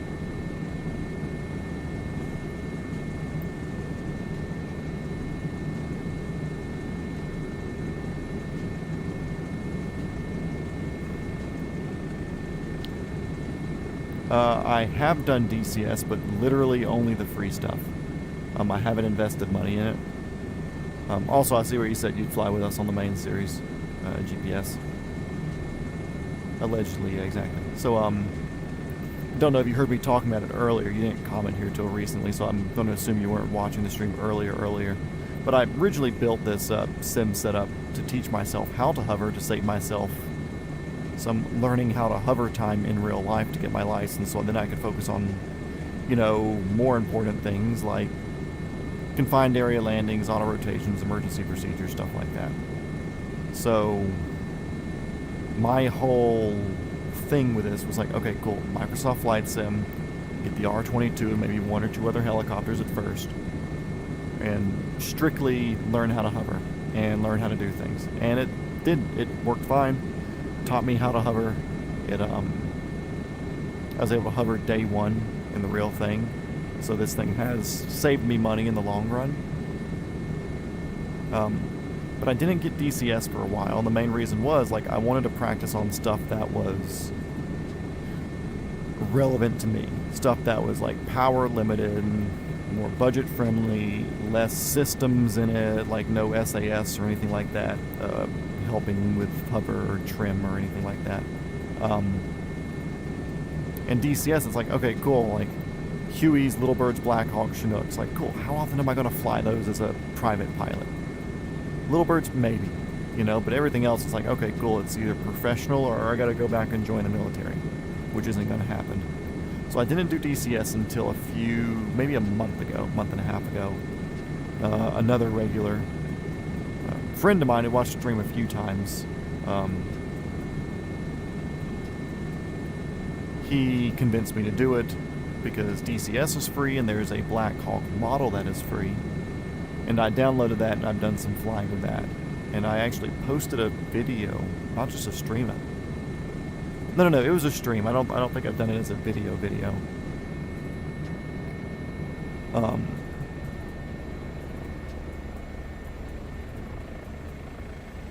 Oh, he was close behind me.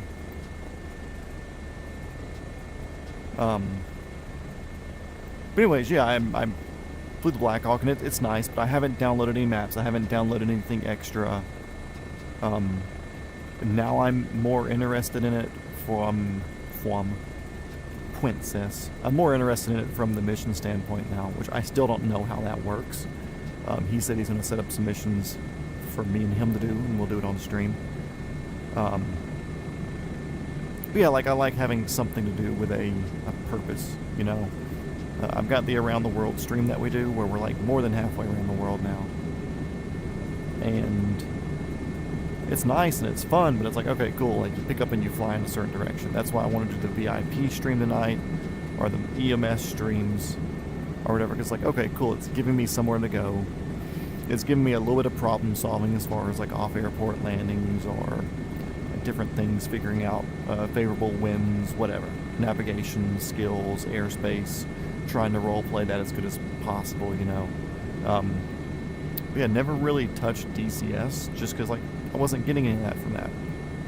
And I wasn't going to be getting the good practice from that either, because it'd be an overly make it easy sort of helicopter that would have been in the game. But now, I have it, and I've flown it a few times, and it's fun.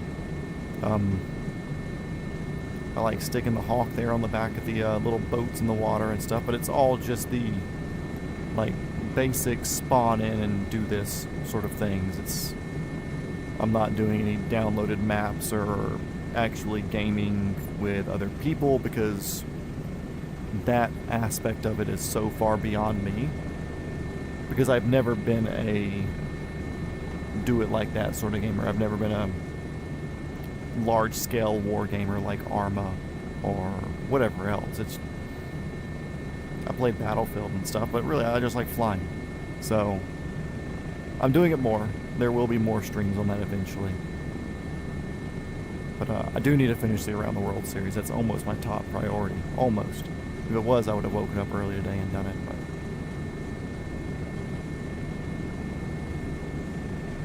But was that a long enough answer for the question?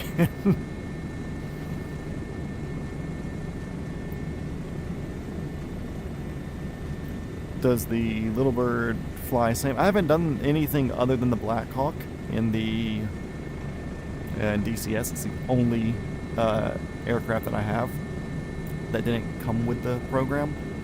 But more or less, it should fly the same. You're actually like slightly power limited on the earlier 369 and like 500C, like we were just flying. The 530F does have more power, but I don't have that model, and the military really hasn't updated that model. So anyways, last time I floated the Flint River, we actually took out just beyond this this bridge here. Also, I tried flying under this last night. You cannot fly under that bridge. There's like a little bait and tackle shop right here.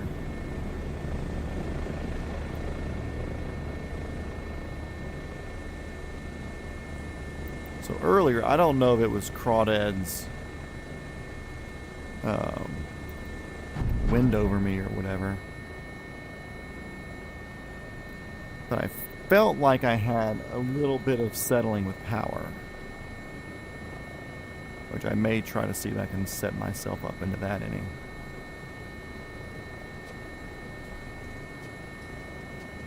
Look at that thing. 500C is so cool. Also, I love, so if anybody that's not like into the helicoptering stuff in real life isn't familiar with it, MD is kind of like hot rodding themselves. And I say that, like, if you can imagine a also, Crawdad, if you're listening, I want to find a little field over here and see if I can set myself up for a settling with power incident.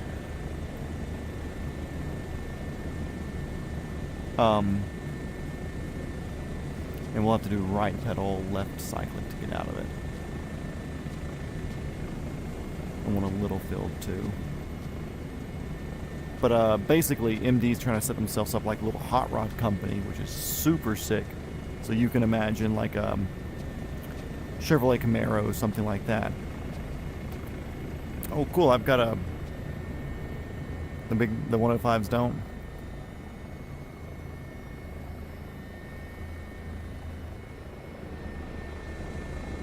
Yeah, I should not have been able to stop that. Oh, we still had decent airspeed there.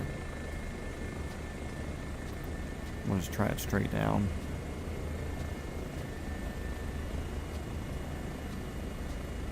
But yeah, so like imagine buying a Chevrolet Camaro or something like that. And like, cool, I want to put a big block in here, and I want to put a turbo 350. No, a turbo 400 transmission. Oh man, but I want to put the front end of a 73, 72 Camaro on my 75 because I like the split bumper look. Yeah, I should not be able to pull out of that.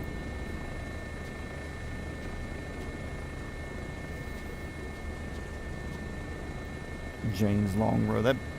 That doesn't mean anything to me. Maybe Frogman that means something to you. Is that a DCS term? Jane's Long Run. Anyways, MD's doing that with their 500s now. They're developing a whole bunch of different STCs, which is a supplemental type certificate where you can add modifications to a helicopter and still have it considered airworthy. So, to be clear, like if I were to have, which funny enough, I think this and the 500C over there have the same engine. This just has two of them. But if previously, if he were to take his 500C there and put the engine out of the 530F into it, it would not be a certified aircraft. Even though that engine's certified in something else, it would not be certified in his aircraft because it's not approved with that modification. You could share the cockpit, one person drive, the other person armaments. Oh, okay, I gotcha. I've seen that in some of them. I'd like to do a shared cockpit thing eventually. I think that'd be nice. So yeah, anyways, MD's in the process of getting a lot of STCs approved. Or they call it like the Super D conversion. So it's a MD 500D. RC or whatever. And you can put the 530F engine in it.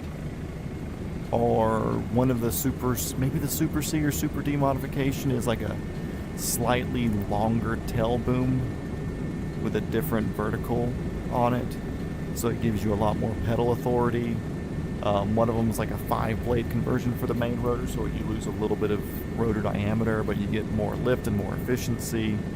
You can put a 530E or a 500E 530F nose on a round nose one. You can put a round nose one on a pointy nose one.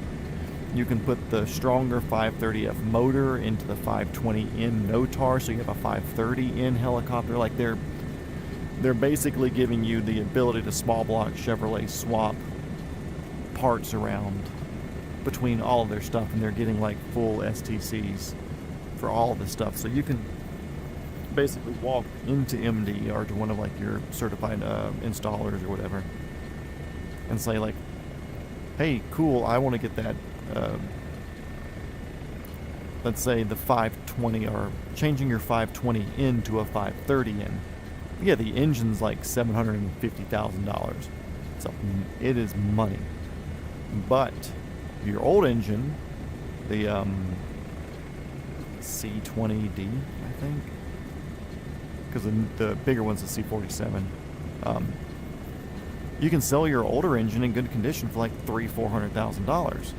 So like you get a pretty chunk of a discount, you know, if you sell your old engine and apply that to the new one. And then you have, you know, like 1,500 feet better high hot performance and like an extra 280 pounds of payload, which doesn't seem like a lot, but that's another full-grown man you can stick on it. It's really cool to see MD doing that. I think it's a cool way forward with the company too, because they're already kind of it's either the workhorse helicopter because it's utilities or something like that, or it's like, okay, cool, it needs to be police or tactical for SWAT teams and stuff. Or, you know, if it's a personal thing, you know, too, like you like to customize your own stuff, like, oh man, I got a 520 or a 500C because it's what I could afford, but I really wanted a 530F. Well, cool, you can convert it now, and you can do that without having to spend $3 or $4 million on a brand new 530. So it's neat to see them doing that. I'm excited to see the rest of their STCs get approved. Everything that they've done so far has been approved. They're doing it the right way.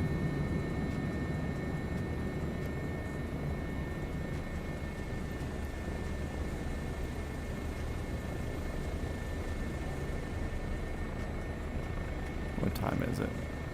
It is 9:49 and I started streaming it at 6:30. So I think what we're going to do is call it a day. Big workhorse. Really good at dropping ticks everywhere. I've never seen anything but the MD500 as longline. A lot of A-stars will longline. Rarely you'll see 407s or 206Ls. The Jet Rangers don't have the power. Slow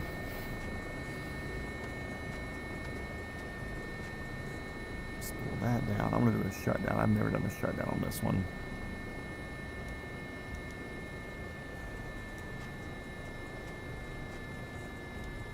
No, not in the start position. I'll burn up my starter.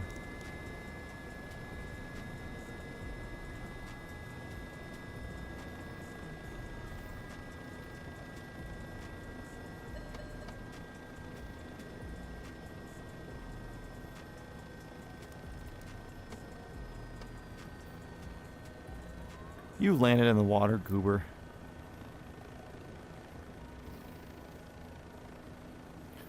Battery off. Shift C. Does it do the woo-woo?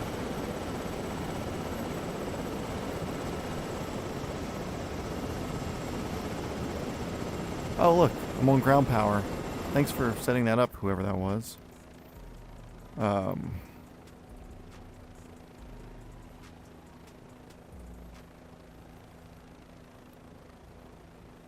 Turn that off. Everything else is off.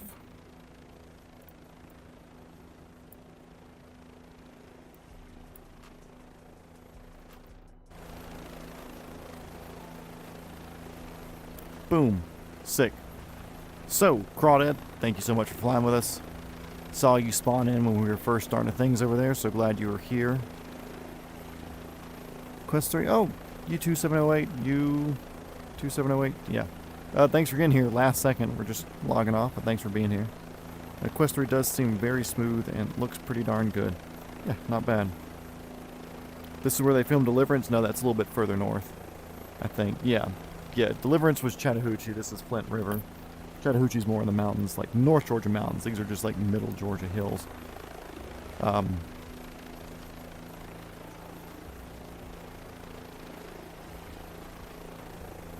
Oh.